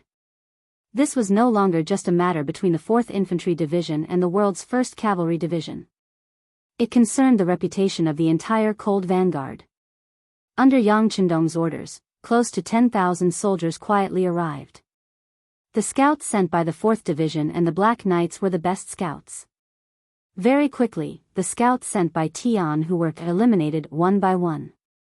With the advanced firearms and the speed of the Black Knights, the 1st Cavalry Division was at a disadvantage, at least on the outskirts. Tian who was naturally unaware of all this. At this moment, he was still waiting for Yang Qindong's reply. It was almost midnight. Soon, the sun would rise, but there was still no news. Tian who was burning with anxiety. Waiting felt like forever. Tian who had already drunk at least 5 cups of tea, but there was still no news from the telegraph operator. Just as he was feeling uneasy, the 3rd Regiment commander, Hu Bo, arrived outside the tent and said loudly, "Division Commander, Hu Bo, wishes to see you. Come in." Tian who straightened his body and tried his best to hide his anxiety. Then, he took out the style of a division leader. Hu Bo, entered the tent and saw that there was only Tian Hu and the telegraph operator. She immediately understood and asked with concern, "Division Commander, is there still no news from Bugnam of Gojoseon?" No. There was nothing to hide, so Tian Hu admitted it. He then looked at Hu Bo, and asked with a smile, "What? Did the 3rd Regiment commander come just to ask about this?" "Of course not. Master, I'm here to report to you that there seems to be something wrong with tonight's situation." Hesitantly, Hu Bo, spoke of her feelings. As a general under the king of the grassland, Hu Bo did indeed have some ability. Perhaps he was born to fight, but whenever he encountered danger, he would always feel uneasy. This feeling had been proven through countless battles, and it just so happened that tonight, this feeling appeared again. Trusting her 6th sense, Hu Bao, was no longer sleepy. She got out of her tent and found Lu Duo, the commander of the 2nd Regiment, who was in charge of guarding the perimeter. She asked him to ask the scouts if there was anything strange. After completing this task, Hu Bo, couldn't sleep until she got the results. Seeing that Tian Hu still had some candlelight, she hurried over. "Wrong? What's wrong?" Tian Hu didn't react until he saw the solemn expression on Hu Bei's face. He suddenly stood up and said, "What's wrong? Are you saying that someone will try to harm us tonight?" "This. I don't know." Hu Bo shook her head. She didn't dare to make a decision on such an important matter. Instead, she hesitated for a moment before saying, "I think we should wait for news from Commander Lu."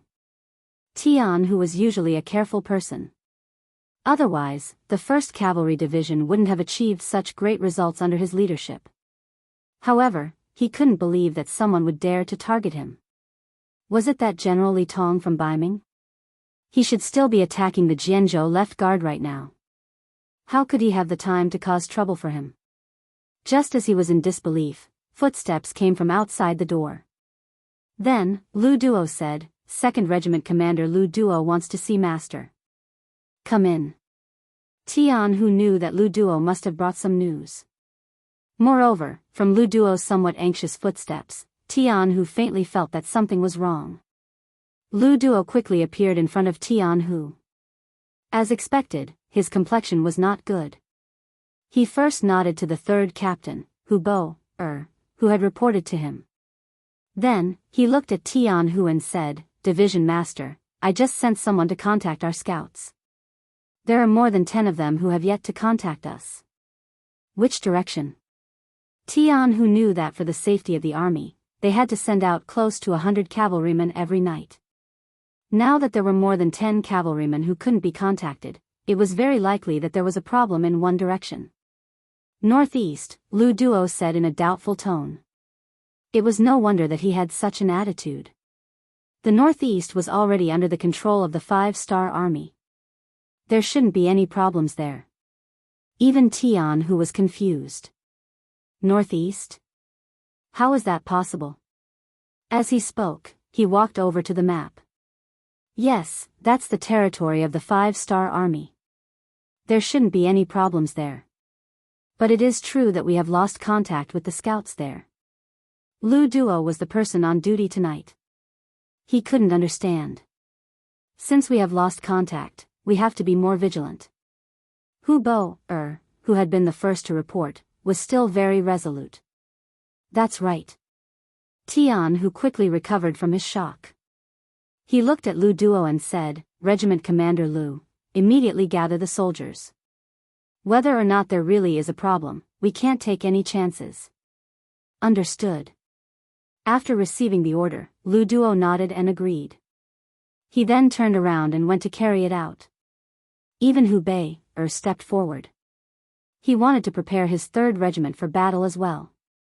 Not even 15 minutes after the 2 regimental commanders left, gunshots rang out from outside the camp. The attack on the 1st Cavalry Division had begun. When Tianhu heard the gunshots, he walked out of the camp and looked towards the northeast in disbelief. How is that possible? They are really attacking us from behind. They even have a large number of firearms. Who are they? With a look of disbelief and doubt on his face, Tianhu got on his horse and said to Temu, Lu Duo, Hu Bo, and Gong Feng, "No matter who comes, we can't back down. It's nighttime now, the best time for our 1st Cavalry Division to fight at night. I want everyone to launch a counterattack. If there are too many enemies, retreat before daybreak and regroup with the Saha River Guards." Any questions? No. The 4 regimental commanders replied. Very good. Get ready for battle. Tianhu said with a solemn expression. Although tonight's opponent had indeed caught him off guard, he was not afraid. On the contrary, he wanted to see what kind of army dared to have designs on the world's #1 cavalry division. A division commander and 4 regimental commanders were about to issue orders to lead the cavalry to launch a counterattack under the cover of the night. However, before they could do anything, a cavalry warrior had already arrived in front of them. Division Commander, Wu Nan Wang is here. Prepare for, what? Tianhu was stunned. He thought he had heard wrongly. Division Commander, Bugnam of Gojoseon is here. He is personally leading the Black Knights towards us. They are less than 2 miles away. The soldier saw that Tianhu was still in a daze and repeated himself. This time, Tianhu heard everything clearly. Then, when he thought of the sneak attack, he came up with an idea. However, this was not the time to think about this. After looking at the faces of the 4 regimental commanders, he said, "Let's go. Let's welcome Bugnam of Gojoseon together." Tianhu and the others had only walked a few hundred meters when Yang Chendong appeared in front of them with a group of black knights in black clothes, black armor, and black cloaks. Jianghu and the others immediately dismounted and knelt down to pay their respects. They shouted, "Greetings to Bugnam of Gojoseon." "Ha, sorry to disturb you in the middle of the night. You have worked hard." Bugnam of Gojoseon casually waved his hand and motioned for everyone to get up.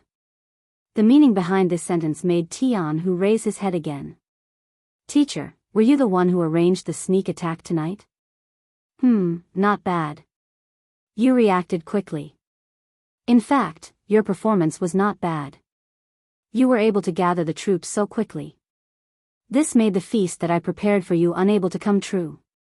While saying these words, Yang Chendong laughed heartily.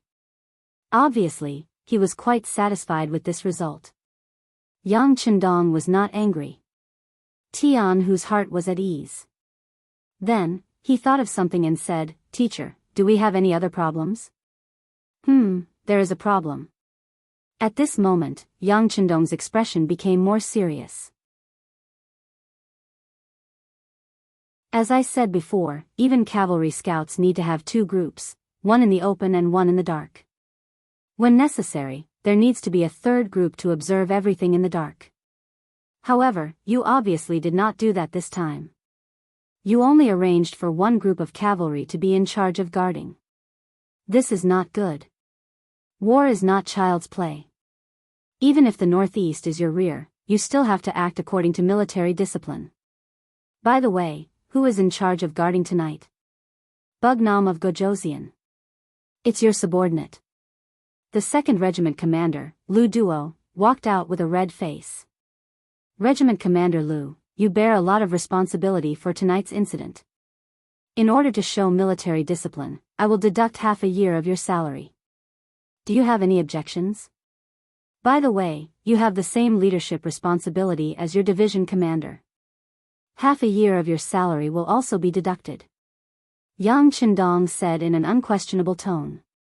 Although the 1st Cavalry Division had already done a good job, after all, no one would have thought that there would be a problem in their rear. However, whether or not they had thought of it, a loophole was a loophole. Sometimes, a small loophole could put an army in danger. Because of this, Yang Chendong wanted to punish them. Moreover, it would not be too heavy as a warning. Your subordinate accepts the punishment. It was only half a year of salary. The symbolic meaning was more important than the actual meaning.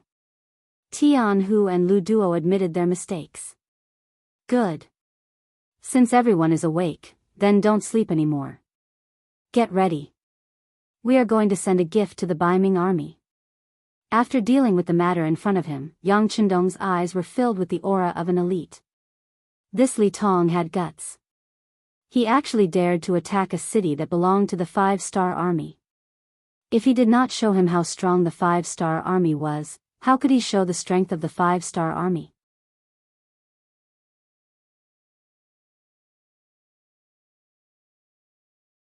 Chapter 1155. The sky slowly brightened. More and more Baiming soldiers began to gather at the foot of the Jianghu left guard city. Countless scaling ladders were carried into the army. War drums beat and shouts shook the sky. Above the city gate tower, Bai Shuang narrowed his eyes and looked at everything below the city. He could see that the Baiming army's discipline seemed to be much stricter and the morale of the soldiers seemed to have improved a lot. Although he did not know what caused it, he still cautiously said to the soldiers beside him, "Inform everyone that the enemy's attack today will be very fierce. Tell everyone to be in their best condition." Baiming soldiers had eaten their fill last night. Even this morning, there was still shredded meat in the soup. They had never enjoyed such treatment before and were ready to do their best. Chendula did not sleep much last night, so his eyes were still a little red. However, he had to force himself to stay alert. The Jianghu left guard was his territory. If he could not get it back, it would be a great sin. Even if it was for his own life, he had to fight with all his might. Li Tong, who noticed this scene, looked at Chendula's appearance and laughed. "Don't worry. We have so many soldiers. It's only a matter of time before we take down the Jianghu left guard. This will still be your territory. It was no wonder that Li Tong was so happy. Once they took down this place, he would have made a great contribution. Not only would he have taken back the city, but he would also have defeated the 5-star army. When he reported this to the imperial court, he would have made a great contribution. He would also be the first general to defeat the 5-star army on the battlefield. Just thinking about it made him feel good. Yes, General Li is right. We must take down the Jianghu left guard. Chandula said with a hint of ruthlessness in his voice. Both generals made up their minds and the general attack began. In order to achieve the goal of taking down the Jianghu left guard in one battle, they sent out 4 echelons in the first battle, a total of 20,000 soldiers to attack the city. They launched a wave of attacks from the east, south, west, and north. There were only 8,000 soldiers guarding the city, and they were divided into 4 towers. There were only 2,000 soldiers on each tower, and the weakness of the lack of military strength was quickly revealed. After only half an hour of fighting, some Baiming soldiers had already rushed up the city walls. Although they were quickly suppressed, the situation was still very dangerous. "Commander, let's switch from cavalry to infantry and reinforce the tower." Tong Long could tell that the situation was not good, so he anxiously suggested to White Shuang. "No, let the cavalry prepare to leave the city for battle." Bai Shuang shook his head. He knew very well that the 2,000 men he brought with him and the 2,500 men under Tong Long's command were all cavalrymen. Asking them to dismount and fight was tantamount to giving up their greatest advantage. It was not worth it. Furthermore, he didn't think that these 4,500 people would be able to turn the tide of the battle. They would only be able to hold on for a little longer. Looking into the distance, Bai Shuang's expression remained calm. However, in his heart, he said anxiously, "Master, why aren't you here yet?" Could it be that the Jianghu left guard was going to give up just like that? The siege was still ongoing. As if he could see that victory was already decided, Li Tong sent out another 20,000 soldiers, divided into 4 echelons, and continued to increase the number of soldiers, causing the Jianghu left guard's defense to become shaky. When Chandula saw that the city was about to fall, the trace of worry in his heart finally disappeared. He laughed and said, "General Li is amazing. If this continues, the city will definitely fall today. When the 5-star army's reinforcements arrive, we can only leave regretfully." Ha ha ha. I hope that the 5-star army's reinforcements will arrive. I have arranged a feast for 30,000 soldiers at the back of the army. Li Tong arrogantly snorted and then laughed. "I'm just afraid that some people won't dare to come. Otherwise, I'll let them see how powerful we are." General Li is wise. Chandula said flatteringly. There were indeed 30,000 Baiming soldiers at the back of the army. They had a large number of horse barricades, but because they were well hidden, they couldn't be seen from afar. Among them, there were also many archers and spearmen. They were specifically used to deal with the 5-star army's cavalry. As soon as they appeared, they would use bows and arrows to attack from afar. When they got closer, the spearmen would attack. After inflicting heavy damage, they would carry out a large number of horse barricades. At that time, the 5-star army's cavalry would be unable to return. This set of tactics was indeed suitable to deal with cavalry. If they weren't prepared, even if the 1st Cavalry Division arrived, they wouldn't be able to gain any advantage. They might even be heavily injured. However, Li Tong neglected one point. He forgot about Yang Chendong. Against this kind of formation, the cavalry would naturally suffer heavy losses. However, if it was changed to a flintlock attack, it would be completely different. In front of the cold front that could shoot further and aim more accurately, the archers and spearmen were just sending themselves to their deaths. Originally, they had already spread out a large net and were just waiting for the 5-star army's cavalry to appear. However, because of Yang Chendong's appearance and the 4th Lu Division's attack, the situation had changed greatly. The victory had been turned into a defeat. Of course, Li Tong didn't know all of this.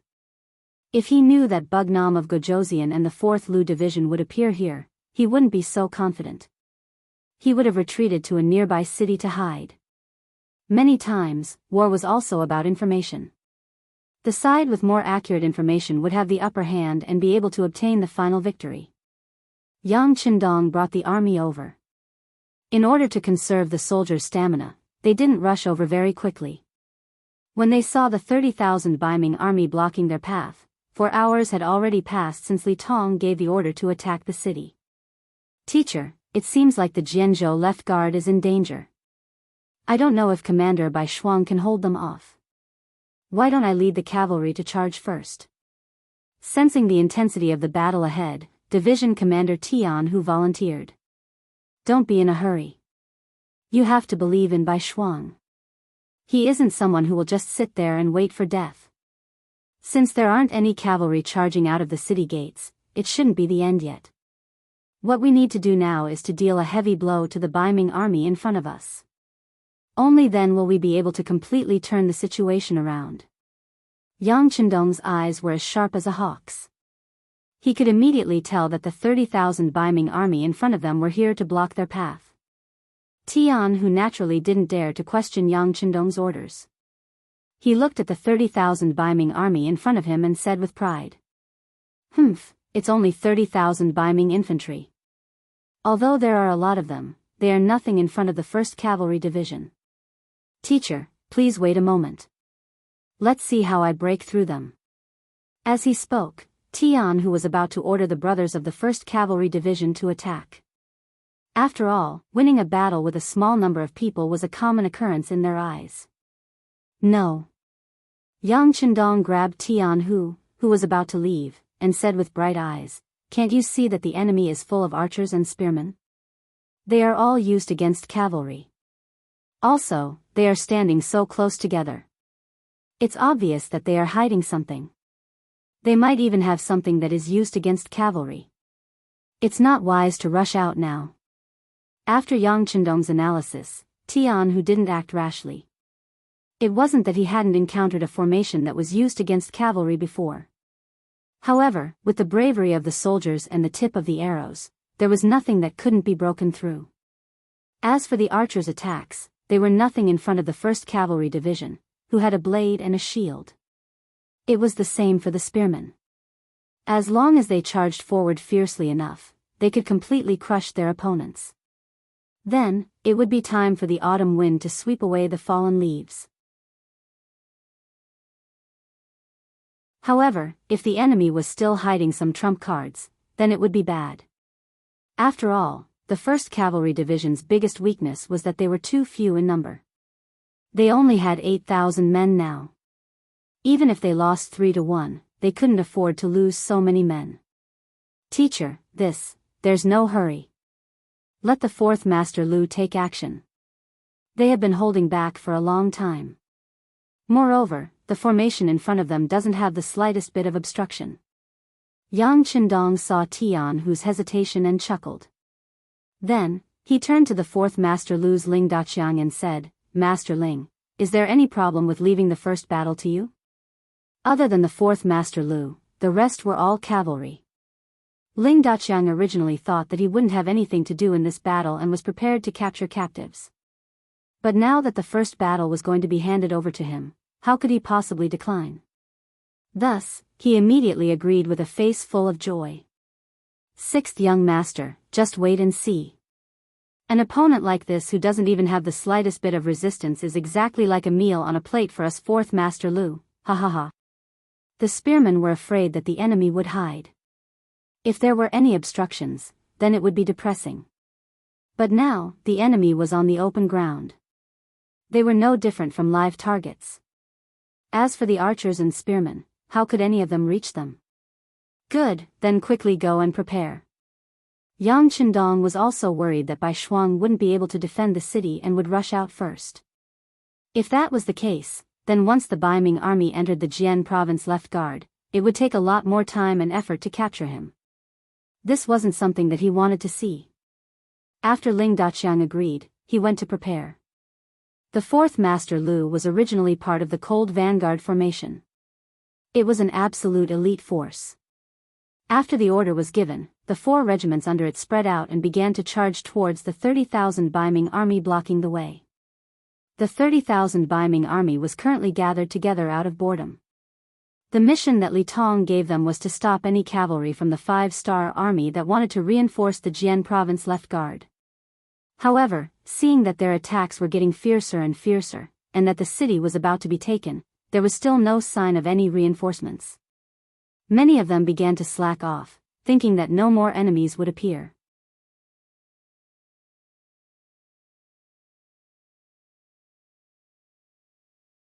Chapter 1156. When the 4th Lu Division suddenly appeared in the distance and turned from a small black dot to a large black dot, it also attracted the attention of the soldiers. Some of the Kiliarchs and Centurions also shouted loudly, ordering their soldiers to prepare for battle. That's not right, they aren't cavalry. Some of the sharp-eyed soldiers saw that the enemy wasn't cavalry as General Li Tong expected. That's right, they aren't cavalry. What's going on? As the distance between the two sides decreased, more and more soldiers voiced out their doubts. Who cares what kind of soldiers they are? If cavalry can't charge over, infantry won't be able to either. Everyone, prepare yourselves. Especially the archers, wait for orders to fire. Although the Baiming general in charge of leading the troops was also curious, he still pretended to be calm due to his duty. As he gave his orders, he also arranged for a soldier to report everything that happened to General Li Tong. In order to reach the goal of quickly engaging the enemy, the soldiers of the 4th Lu Division rode their bicycles and rushed to the battlefield. Only when the distance between the two sides was 3 li did they stop their bicycles and change to running. Then, they rushed towards the Baiming army. They're here. They're so fast. Everyone, prepare for battle. Seeing the speed of the army, the Baiming general in charge of leading the troops had a trace of panic in his eyes. Especially the mounts of the 5-star army, they were something he had never seen or heard of before. People often feared things they didn't know, and this Baiming general was one such person. Among the 30,000 soldiers, 10,000 of them were Baiming archers. They had already received orders to draw their bows and reload them. Once the enemy got close, they would release their arrows and heavily injure the enemy. 1,000 meters, 800 meters, 600 meters, 400 meters, 300 meters. They stopped. The Northern Ming soldier who was in charge of observing the distance between the two sides cried out in alarm. He couldn't understand why they suddenly stopped charging. Just as he cried out in alarm, the commander of the 4th Army Division, Ling Daqiang, also gave the order to start shooting. More than 8,095 style guns, which far surpassed that era, spewed out tongues of flame at the same time. One could imagine how magnificent this scene was.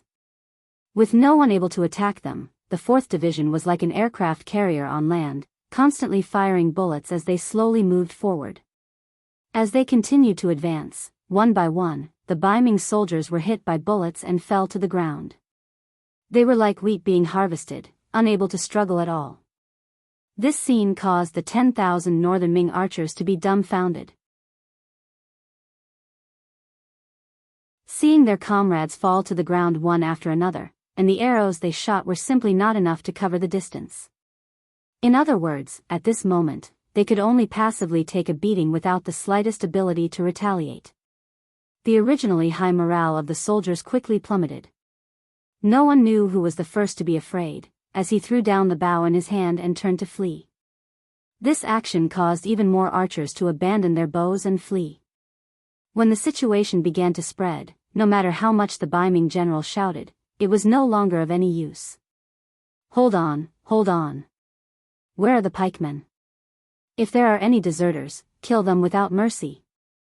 Seeing that the battle formation was about to be destroyed, and it was caused by deserters, the Baiming general's face burned with anger. After the pikemen received the order, although they were unwilling and did not want to attack their comrades, they could not disobey a military order. They had no choice but to stab forward with the pikes in their hands.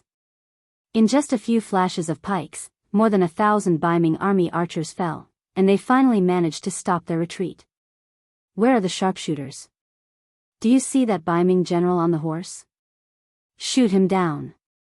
Ling Daqiang was naturally overjoyed when he saw that the enemy's formation was in chaos after a wave of attacks.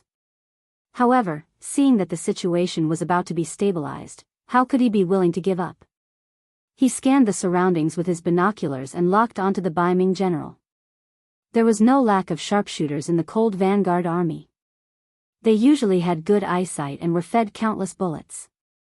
At this moment, when they heard their division commander's order, several sharpshooters searched for the Baiming general on the horse. Soon after, they locked onto him and the sound of gunfire rang out. Bullets whizzed out of the barrels and hit the Baiming general's body. The Baiming general was still shouting something, trying to turn the situation around. However, he felt a sharp pain in his chest. Then, another bullet hit him between the eyebrows. At this moment, he lost consciousness and fell from the horse in front of him. With the sudden death of the general, the Baiming army, without a unified command, was in complete chaos. Although there were still a few captains who were desperately shouting something, trying to get the position of commander, in this chaotic situation, their shouts were like small boats in the middle of a stormy sea. They were completely useless. After another round of gunfire, the archers of the 4th Division fell to the ground. The situation that had just stabilized was once again thrown into chaos. However, this time, no one gave the pikemen an order, and no one stopped the archers from retreating. Not only that, even the pikemen turned their spearheads and ran away. The army was defeated like a landslide. As the Baiming soldiers turned around and fled, many of them even threw their weapons to the ground in order to increase their speed. The situation on the battlefield began to change. As the Baiming army frantically retreated, the countless stakes and bags of iron caltrops that were hidden behind them were completely exposed. Division Commander Tianhu, who was already prepared, used his binoculars to clearly see this scene.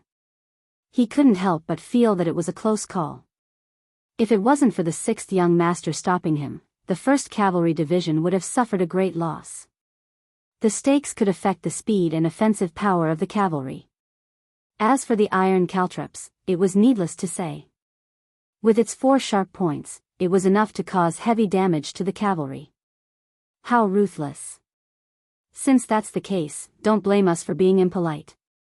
Come, all warriors, charge with me. Let's let them know the consequences of facing the wrath of the world's #1 cavalry division. Charge. The 8,000 cavalrymen who couldn't wait any longer roared and charged forward. The earth seemed to tremble as dust filled the air. Their momentum was unstoppable. In the middle of the Baiming army, the Baiming soldier who was sent to deliver a message saw Li Tong and Chandula. He reported the scene he saw. Not cavalry, but infantry? What's going on? Li Tong asked with a face full of surprise. The situation was far beyond his expectations, making Li Tong feel that he couldn't control the situation. We don't know. We only saw that the infantry were extremely fast. They seem to be riding on something that we don't recognize. That thing can increase a person's speed. The soldier who delivered the message tried his best to describe what he saw with words. Riding on something can increase their speed? Li Tong, who was repeating this sentence, suddenly changed his expression. As expected of a general from the capital of Baiming, Li Tong's knowledge was far greater than Chandula's. After hearing this, he quickly remembered something, and that was the bicycle. Although the bicycle wasn't produced in the outside world yet, some legends about it had already spread. Li Tong had heard of it before, but he had never seen it with his own eyes. When he thought of the bicycle, Li Tong naturally thought of Bugnam of Gojosian. It was said that only Bugnam of Gojosian could command such an army. Could it be him? As the saying goes, a man's name is like a tree's shadow. Although many people thought that Bugnam of Gojosian was being rebellious by commanding an army, no one dared to underestimate him. However, no one dared to look down on him. On the contrary, they were quite fearful of him. Li Tong was one such person. If it was really Bugnam of Gojosian who appeared here, Li Tong would have to think carefully. This was an existence that was regarded as a war god. No one had ever taken advantage of him before. How could he resist such a person? Just as Li Tong was struggling in his heart, he suddenly heard a burst of firecracker-like sounds. This sound startled him, and he immediately thought of the Flintlock army. Li Tong, who had a trace of suspicion, was now certain. His originally confident spirit was hit. He almost instinctively shouted, "Oh no, it's Bugnam of Gojoseon. It seems that we can't take down the Jianzhou left guard. Retreat, prepare to retreat. Is Bugnam of Gojoseon here?" Chandula, who was on the side, asked as if he hadn't asked the question yet.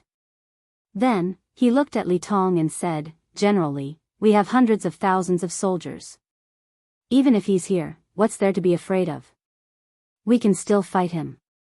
"Fight my ass. Didn't you hear those gunshots? On such an open land, what can we use to fight? Let's retreat." Li Tong was still very self-aware. This was not only because of the fear in his heart. More importantly, he didn't expect Yang Chendong to appear here, so he didn't make any preparations. Under such circumstances, it was obviously unfair to fight with him. As long as the army could be saved, there would be no need to worry about not having a chance to fight in the future. However, if the army was lost, there would be no chance for revenge. Li Tong was the commander. Naturally, no one dared to disobey his order to retreat. Although Chandula looked unwilling, he could only nod and agree in the end. Then, the Baiming army that was attacking the city began to retreat step by step. The siege situation also changed because of this. The tower that was about to be breached slowly became quiet. What's going on? Tong Long was prepared to fight to the death with the enemy, but the change in front of him made him a little confused. Commander Bai Shuang, who was prepared to fight outside the city, seemed to have thought of something. He then listened carefully and vaguely heard gunshots. He immediately laughed and said, I know, it must be the teacher. Huh, brothers, Bugnam of Gojoseon is here. It's time for us to fight back with all our strength."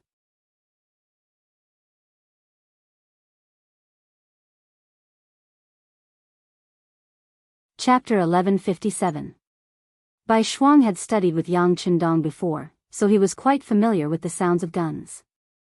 Adding on the fact that the Baiming army suddenly stopped attacking the city, he immediately thought of a certain possibility. When they heard that Bugnam of Gojoseon had arrived, the 2,400 cavalry soldiers all began to cheer loudly. From this, it could be seen just how high of a position Yang Chendong held in these soldiers' hearts was.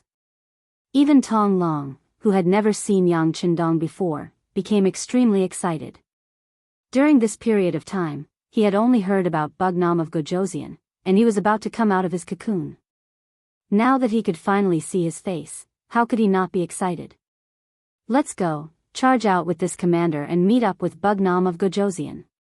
Bai Shuang raised his two blades high, shouting loudly in excitement. Following the shout, the city gates opened from the inside, and 4,500 cavalry soldiers charged out like a whirlwind. Speaking of which, it was quite a coincidence. When Bai Shuang and the others charged out, it was precisely when the Baiming army was retreating. The 20,000 Baiming army that was originally arranged to deal with them had also just cleaned up their things and were retreating. Suddenly, intense battle cries sounded from behind them. When they turned around to take a look, their expressions immediately changed greatly. Li Tong, who had already left the large tent and was leading his soldiers to flee, also saw this scene. He sighed. These 5-star army cavalry were too cunning, actually charging out after he withdrew his defenses. Under this type of timing, even if he gave the order to launch a counterattack now, it was clearly too late. Retreat, retreat, retreat towards the 30,000 guards. Li Tong, who knew that the situation was already in his favor, didn't turn around, instead turning around and fleeing. Behind him was the vast and mighty Baiming army. In front of them, who would be afraid of death? That was why at this moment, they actually displayed their life's potential, each one running faster than the other. It was to the extent where not long after, the army responsible for transporting the supplies became the last group. General, what do we do? Seeing that there were already no more troops to protect him, the logistics officer in charge of transporting the supplies asked the leading general.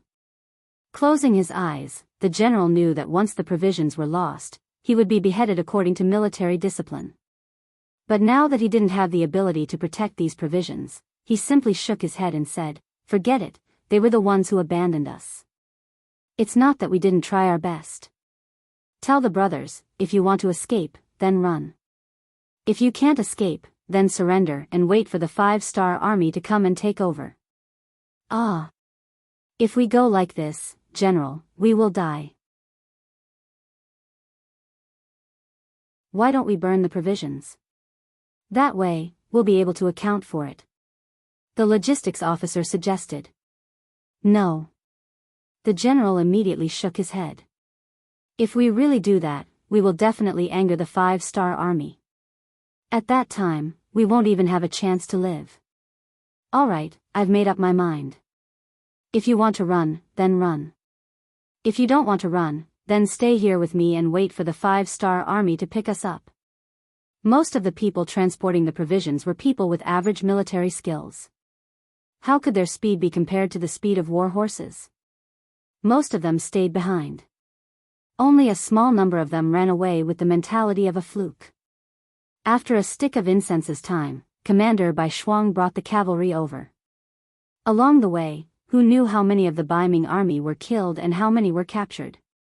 When he arrived in front of the transport team and saw that this team of thousands of people was actually waiting for him, he was very curious and came over on his horse. Surrendered General Zhao Xing greets the general. A general wearing a Kiliarka's armor half knelt in front of Bai Shuang. "General Zhao, why didn't you all escape? At the very least, you can burn the provisions. That way, even if you escape, you can account for it to your superiors, right?" Bai Shuang asked with a trace of suspicion. The situation was so abnormal that he had to be careful in case the other party was pretending to surrender. "We can't burn them." Zhao Xing shook his head and said, "With these provisions, countless people can eat and many people can survive. If we burn them, then the only ones who will suffer will be the soldiers and civilians who have no food to eat. Zhao Xing can't do something that would incur the wrath of the heavens and people just to avoid a punishment." Oh. Who would have thought that a mere chiliarch in charge of escorting grain would have such knowledge? This was beyond White Shuang's expectations. He carefully sized up Zhao Xing's appearance again and memorized it in his heart.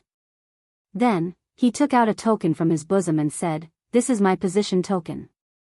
Take this back to Jian Province's left guard city. If anyone asks you about the provisions, you can show this token. Do you have any questions?" After taking the token, Zhao Xing nodded solemnly. "General Bai, don't worry. I know what to do." "Good. We still have to chase after the enemy. You can go about your business." After he finished speaking, Bai Shuang spurred his horse and continued to chase after the Baiming army. He didn't turn back to look at Zhao Xing, as if nothing had happened. When the group was far away, Tong Long, who was following in the group, asked Bai Shuang with a puzzled expression, "Commander, do you really believe that Zhao Xing won't escape and will deliver the provisions to the city?" "I'll take a gamble. Also, teacher is here. This area will belong to the 5-star army. He won't be able to escape even if he wants to." Bai Shuang chuckled and continued to spur his horse forward. He did have the intention to test Zhao Xing. If this person really delivered the provisions to Jian Province's left guard city, then he would report this matter to Yang Qindong. This person might be a talent. On the other hand, if this person escaped, then he would also report this matter to Yang Qindong. Anyone who dared to deceive the 5-star army should be prepared for revenge. This was just a small interlude. It wouldn't affect the overall situation. Bai Shuang led thousands of cavalry and chased after them. Although they didn't catch up with Li Tong and Chandula, they still caught up with many of the Baiming army that had fallen behind. In the end, they brought back 5,000 captives. In this battle, the Baiming army retreated without a fight. They lost a total of 40,000 men. 7,000 of them died in battle. The rest were all captives. When Bai Shuang brought the 5,000 captives back to the Jian Province's left guard city, Yang Qindong had already entered the city and was listening to reports from all sides. When Bai Shuang and Tong Long appeared in the main hall of the residence, Yang Qindong's loud laughter rang out. Bai Shuang, it has been hard on you this time. You deserve the most credit for being able to destroy the enemy. Teacher Xia, this is what Bai Shuang should do. By the way, teacher, this person is Tong Long. He made a great contribution by defeating the Jian province's left-guard city without shedding a drop of blood. Bai Shuang took this opportunity to recommend Tong Long. This was the first time Tong Long met Yang Qindong. Although he was older, for some reason, when he saw Yang Qindong, he was shocked by the powerful aura emitted by him. He couldn't help but kneel on the ground. This general, Tong Long, greets Bugnam of Gojoseon. May you live 1,000 years. There's no need for that. We can talk casually. Yang Qindong chuckled. Then, he sized up Tong Long. He found that this person was not only handsome, but also extraordinary. He was very happy. After considering that the other party had made a great contribution, he said, Tong Long, this king wants to establish a reinforced cavalry regiment of Liaodong. How about you be the first commander? By the way, this is a cavalry unit of 5,000 people. Do you have the confidence to lead them well? Tong Long had just been promoted to battalion commander. It was only because of the war situation that he was able to lead 2,500 men. Once the situation returned to normal, he could only lead 400 men. Now that the number had suddenly increased by more than 10 times, how could he not be excited and grateful? What are you waiting for? Quickly thank Bugnam of Gojoseon. Seeing that Tong Long was a little dumbfounded, Bai Shuang immediately reminded him. Oh, this subordinate thanks Bugnam of Gojoseon for promoting me. I will definitely be a good commander and create a strong army. I will not disappoint Bugnam of Gojoseon. Good, good. Yang Qindong nodded in satisfaction. Baiming has the Liaodong Iron Cavalry. My 5-star army also has a Liaodong cavalry regiment. When the time comes, we will see who is more powerful. Right now, this unit is still lacking some core strength. Do you have any talents that you can recommend? Yang Qindong asked with a smile. A cavalry unit of 5,000 people was only a regiment. It could be seen how much importance Yang Qindong placed on this unit. If this kind of unit was only given to Tong Long, no one would be at ease. The others had to be personally appointed by Yang Qindong in order to ensure the loyalty of the unit.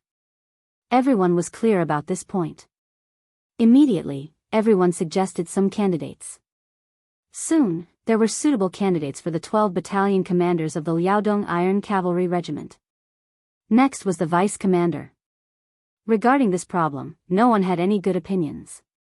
First, we have to look at the responsibilities of the vice commander. According to the rules of the 5-star army, the vice commander was to assist the commander in managing the entire unit. Only when the commander was not around would the vice commander have the right to make decisions.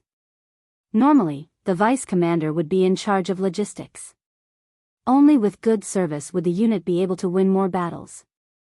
Considering that the Liaodong Cavalry Regiment was a reinforced unit, there would be many difficult missions in the future. This vice commander would not only be able to manage logistics, it would be best if he could also fight well. This kind of talent was naturally hard to find. Everyone looked at each other and couldn't find a suitable candidate. Although there were vice commanders in each division, no one wanted to recommend their vice commander. After all, it wasn't a promotion, it was just a transfer. Looking at the current Liaodong Iron Cavalry Regiment, it was likely that the vice commander wouldn't even be considered a transfer. No one had a good candidate. Yang Qindong asked with a calm expression, "What? Is no one willing to give up this?" Seeing that Yang Qindong seemed to be a little unhappy, everyone was a little anxious at the moment. They were wondering if they should recommend someone from their own army's deputy commander.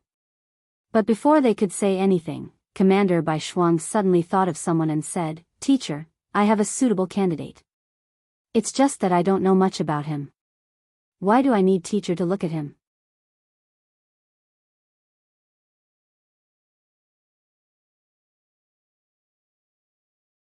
Chapter 1158.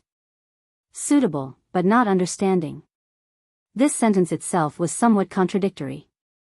Bai Shuang's words also attracted everyone's attention. Considering that he didn't make it clear, Bai Shuang smiled bitterly and explained in detail how he met Zhao Xing on the way. Zhao Xing? I know this person. He escorted the provisions to Jinzhou's Suowei city. Because it was related to logistics, I went to take a look. I still have a deep impression of this person, Beta Persei, who was standing beside Yang Qindong, said after Bai Shuang finished speaking. Did he really escort the provisions back? Bai Shuang's eyes flashed as he asked. That's right.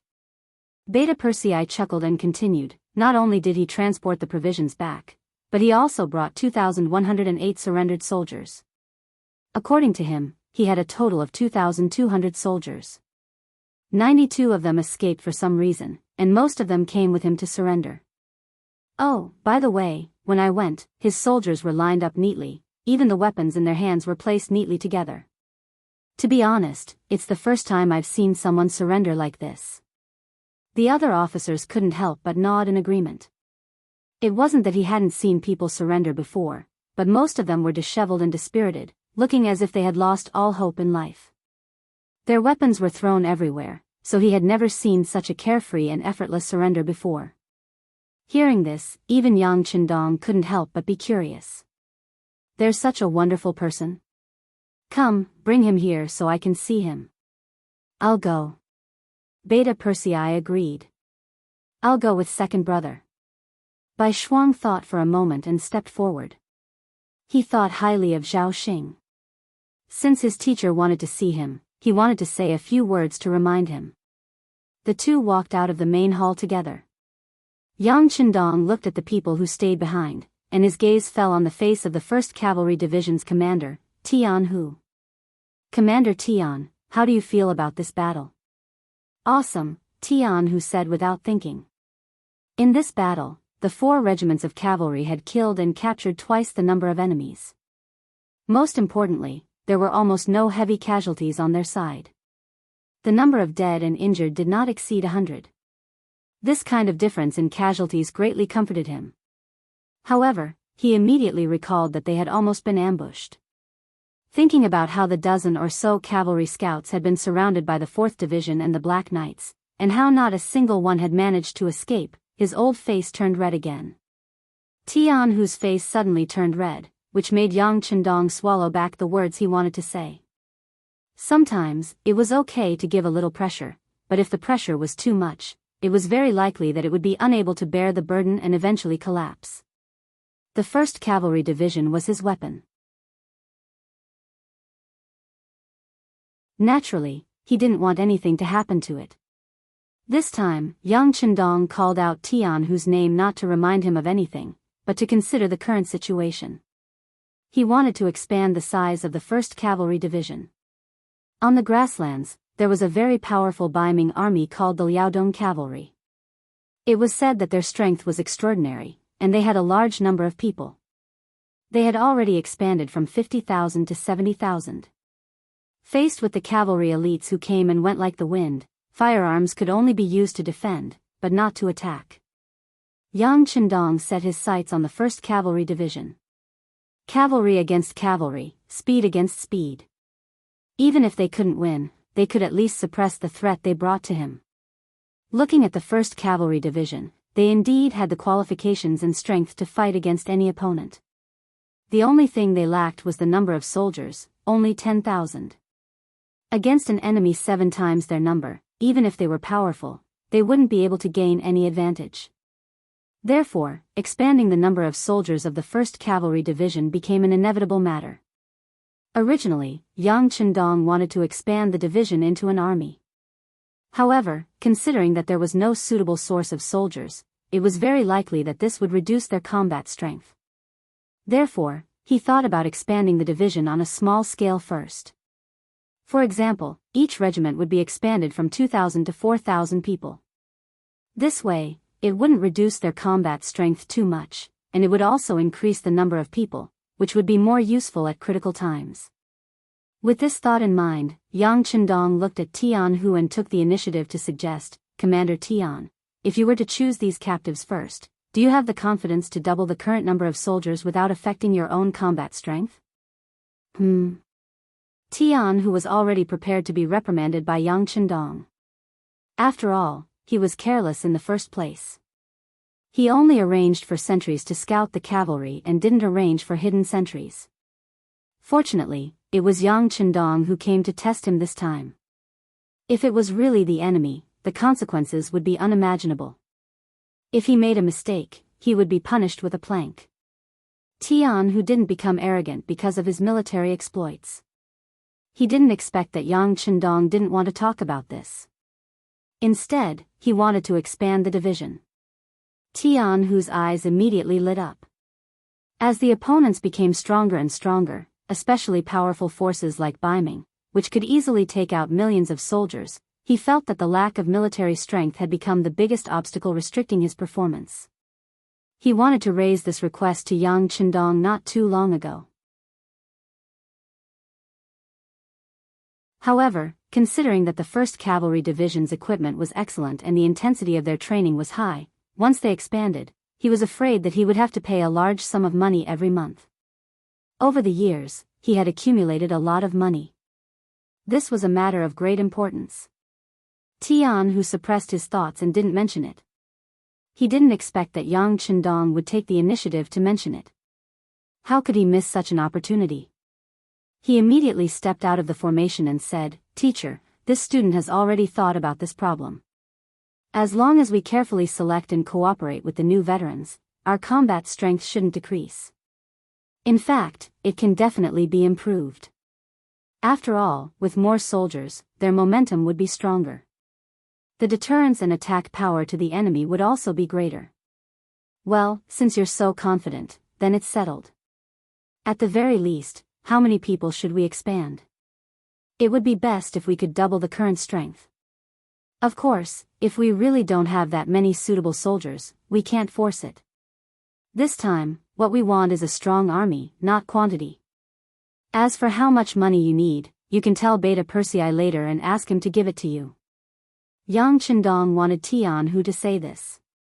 If the executor was so confident, what else did he have to worry about?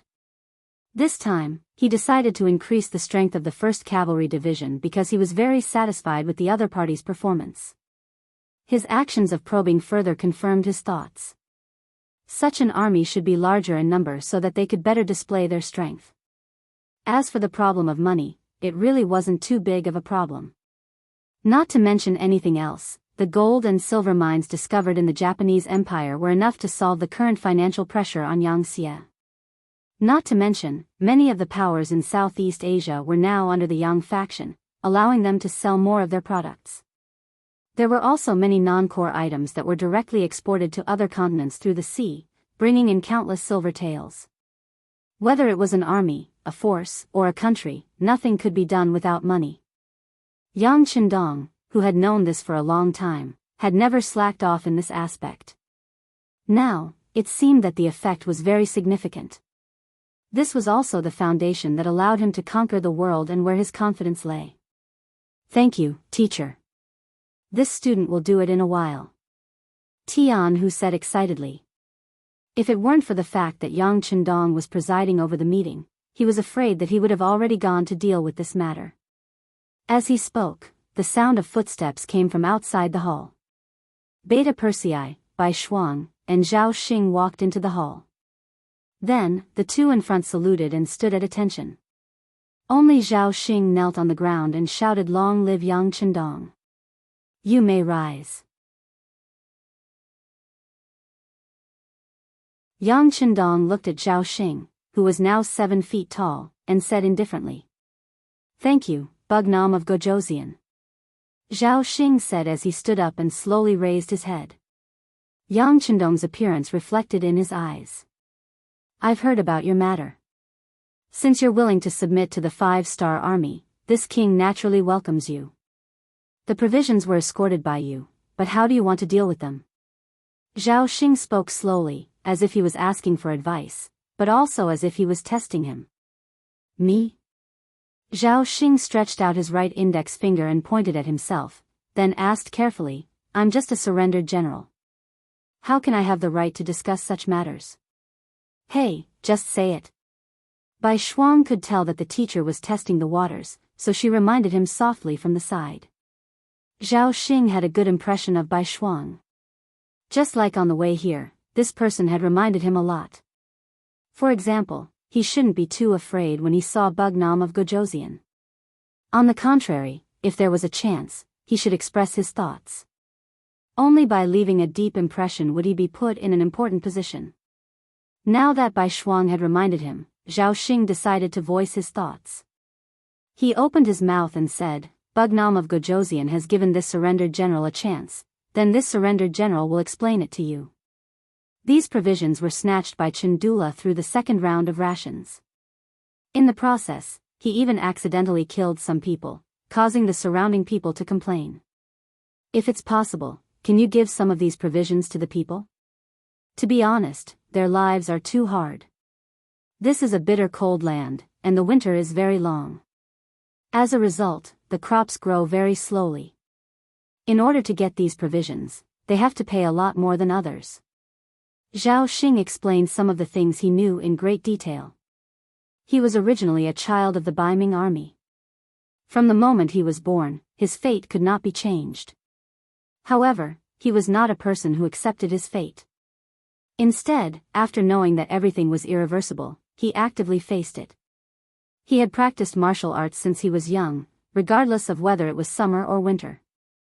When he had time, he would go to the nearby private schools to listen to the teachers' lectures.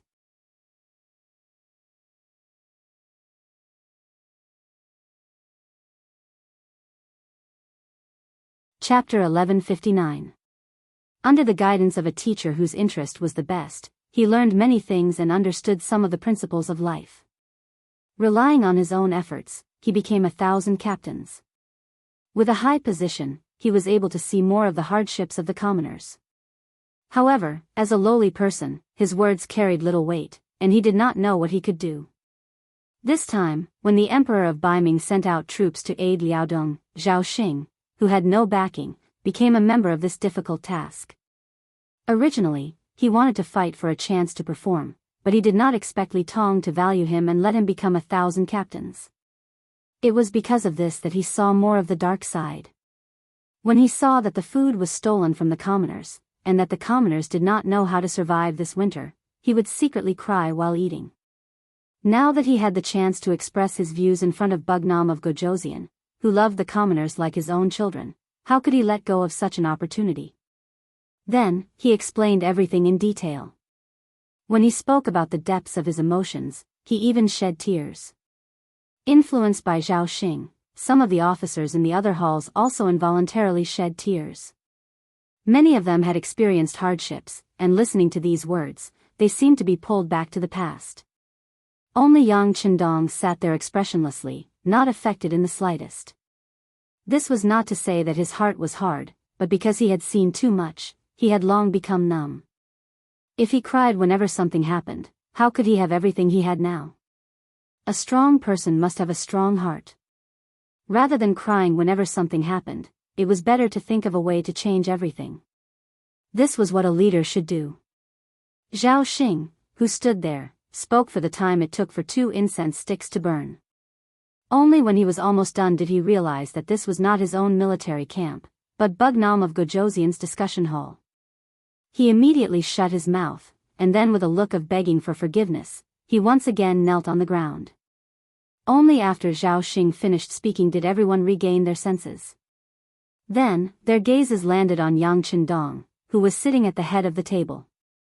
The main hall once again quieted down, and Yang Chendong's voice resounded in everyone's ears. The common people live in poverty, and this is the incompetence of the great Ming Dynasty's government. That's why we have to change everything. Since they can't do it, then let's find someone who can. I believe this will be a blessing for the people. Bugnam of Gojoseon is wise, the generals replied in unison. Yang Chendong raised his hands and pressed them down. With just this movement, the main hall returned to silence. Then he looked at Zhao Xing, who was kneeling on the ground, and said, the people are indeed suffering, but there isn't much food in the army either. If we want to fight, we need to maintain sufficient physical strength and nutrition. Therefore, it's better to provide these rations to the soldiers first. When Yang Qindong said this, it was equivalent to making a decision. Naturally, the others did not have any objections. Even if they did, they would only report it to Yang Qindong in private. However, Zhao Xing did not know about this rule. He thought that his words had already convinced Bugnam of Gojoseon, or at least the other generals. He did not expect this to be the result. Thus, he said, Bugnam of Gojoseon, can't you give a portion of the food to the common people? At least let them survive this year's cold winter. Are you doubting this king's decision? Yang Qindong, who had a calm expression a moment ago, suddenly changed his expression. A powerful pressure involuntarily landed on Zhao Xing's body. Zhao Xing, who originally wanted to say something, was suppressed by this pressure. His face instantly flushed red, and the feeling of being stared at by a wild beast made it difficult for him to even breathe. What Yang Qindong used was a visual attack that was close to the Grand Master level. Under this aura, unless one had a firm belief, not many people could withstand it. Being targeted, Zhao Xing's expression was extremely ugly. He was using all his strength to resist all of this. Seeing that Yang Qindong seemed to be burning with anger, for some reason, the fear in his heart became weaker and weaker. At this moment, his mind was filled with the suffering of the common people after they did not have food to eat, and even death. The more he thought about it, the more determined he became. Zhao Xing knew that if he did not say these words today, he would not have the chance to say them in the future. Then, he did not know where he got the strength from, but he actually broke through the layers of pressure from the visual attack. He forced himself to raise his head and said, Bugnam of Gojoseon, everyone says that you love the common people like your own children. Please make a decision for the common people of Liaodong. I, Zhao Xing, thank you on behalf of them. When he finished speaking, thump, thump. Zhao Xing kowtowed non-stop. Even when blood flowed from his forehead, he still had no intention of stopping. Zhao Xing, what are you doing? Hurry up and stop. Seeing that Zhao Xing was actually using this to threaten his teacher, Bai Shuang was so scared that his face turned pale. He reached out to stop Zhao Xing. Commander Bai, thank you for your kindness. I have made up my mind. If Bugnam of Gojoseon does not agree, I will kowtow until I die here. Zhao Xing's eyes were filled with determination. He had worked hard since he was young, but other than the title of Jianghu, it could be said that he had achieved nothing. Now that he had become a surrendered general, he was afraid that he would lose the title of Jianghu in the future. If that was the case, what was the meaning of life? He might as well take advantage of this opportunity to stand up for the common people. Even if he died, it could be considered as having been born into this world. At this moment, Zhao Xing was going all out against Yang Qindong. The other officers were shocked. They had never seen anyone who dared to treat Yang Qindong with such an attitude. They could even imagine the consequences that Zhao Xing would have to face. Admittedly, Zhao Xing's words were indeed moving, and it could be seen that he was a general who truly cared for the people. However, the words of a lowly person did not carry much weight. Furthermore, Yang Qindong was not wrong. Before the large amounts of supplies were sent up, the army needed food. Especially now that there were tens of thousands of captives. These people needed food the moment they opened their mouths. If they were not appeased, it would be hard to avoid big problems. Everyone had their own reasons, so no one else could say anything. They could only wait for Yang Qindong to make a decision. Zhao Xing was also a man of few words. After saying these words, he closed his eyes, looking like he could do whatever he wanted. The atmosphere in the main hall became very tense because of this. Everyone's heartbeats could be faintly heard. On the main seat, Yang Qindong had already retracted his aura. He did not expect Zhao Xing to be able to break through his eye attack. From this, it could be seen that this person was indeed a talent. Those words came from the bottom of his heart. If he was not prepared to die, he would not be able to do this. It was rare to have someone who loved the people so much. Yang Chendong had a good impression of him. After all, not everyone who cared about the people could face death with equanimity. Of course, he had to use such a talent for himself. Just as everyone was waiting for Yang Chendong to announce the result, he said, "Order, promote Zhao Xing to be the deputy commander of the Liaodong Cavalry Reinforced Regiment. He is to assist Tong Long in the preparation and training of the army. Order the other divisions to prepare for the army's departure in 3 days." The sudden order confused everyone, especially Zhao Xing, whose mind was filled with questions. Not only was he not killed, he was promoted instead. What was going on? He was completely confused. However, he still remembered one thing. What about the food for the people during winter? Thinking of this, he directly asked, "Bugnam of Gojoseon, food?" At this time, Zhao Xing did not show any excitement because he was promoted. Instead, he was still concerned about the food problem of the people. Yang Chendong was very impressed. The food problem is easy to solve. For this year and next year, I will not collect any agricultural tax from the people of Liaodong, which is the 3 eastern provinces. The food collected can be used for our own use. There won't be any problems, right? The reason why he was worried that the people of the 3 eastern provinces would not have any food to survive the winter was that Bugnam of Gojoseon would send people to collect food at the end of autumn. If the food tax was removed, the harvest this year would be enough for the new year and they would be much richer. At this moment, Zhao Xing finally understood that it was not that Bugnam of Gojoseon did not hear what he said. He was just testing him. Thinking of how the people of the 3 eastern provinces would not starve to death if the agricultural tax was not collected for 2 years, Zhao Xing did not know how many lives this would save. He immediately fell to the ground again and shouted, "Long live Bugnam of Gojoseon." "All right, you are thinking for the people. How can I not fulfill your wish? They will be my people in the future. Of course, I will not watch them starve. This matter will be announced in a while. There is no need to mention it. Now, you only have 5 days to prepare the army. We can't wait any longer at the beginning city."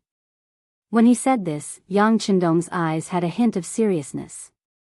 "Sixth young master, don't we have to fight Li Tong and the others? Will they come to find trouble with us because of this?" Ling Daqiang, the commander of the 4th Army Division, asked worriedly when he heard that they were going to enter the grasslands.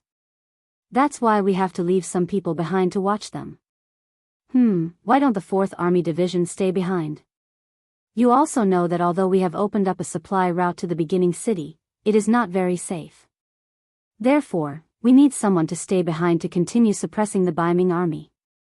This task belongs to the 4th Army Division. Yang Chendong said with a look as if he had long prepared for this.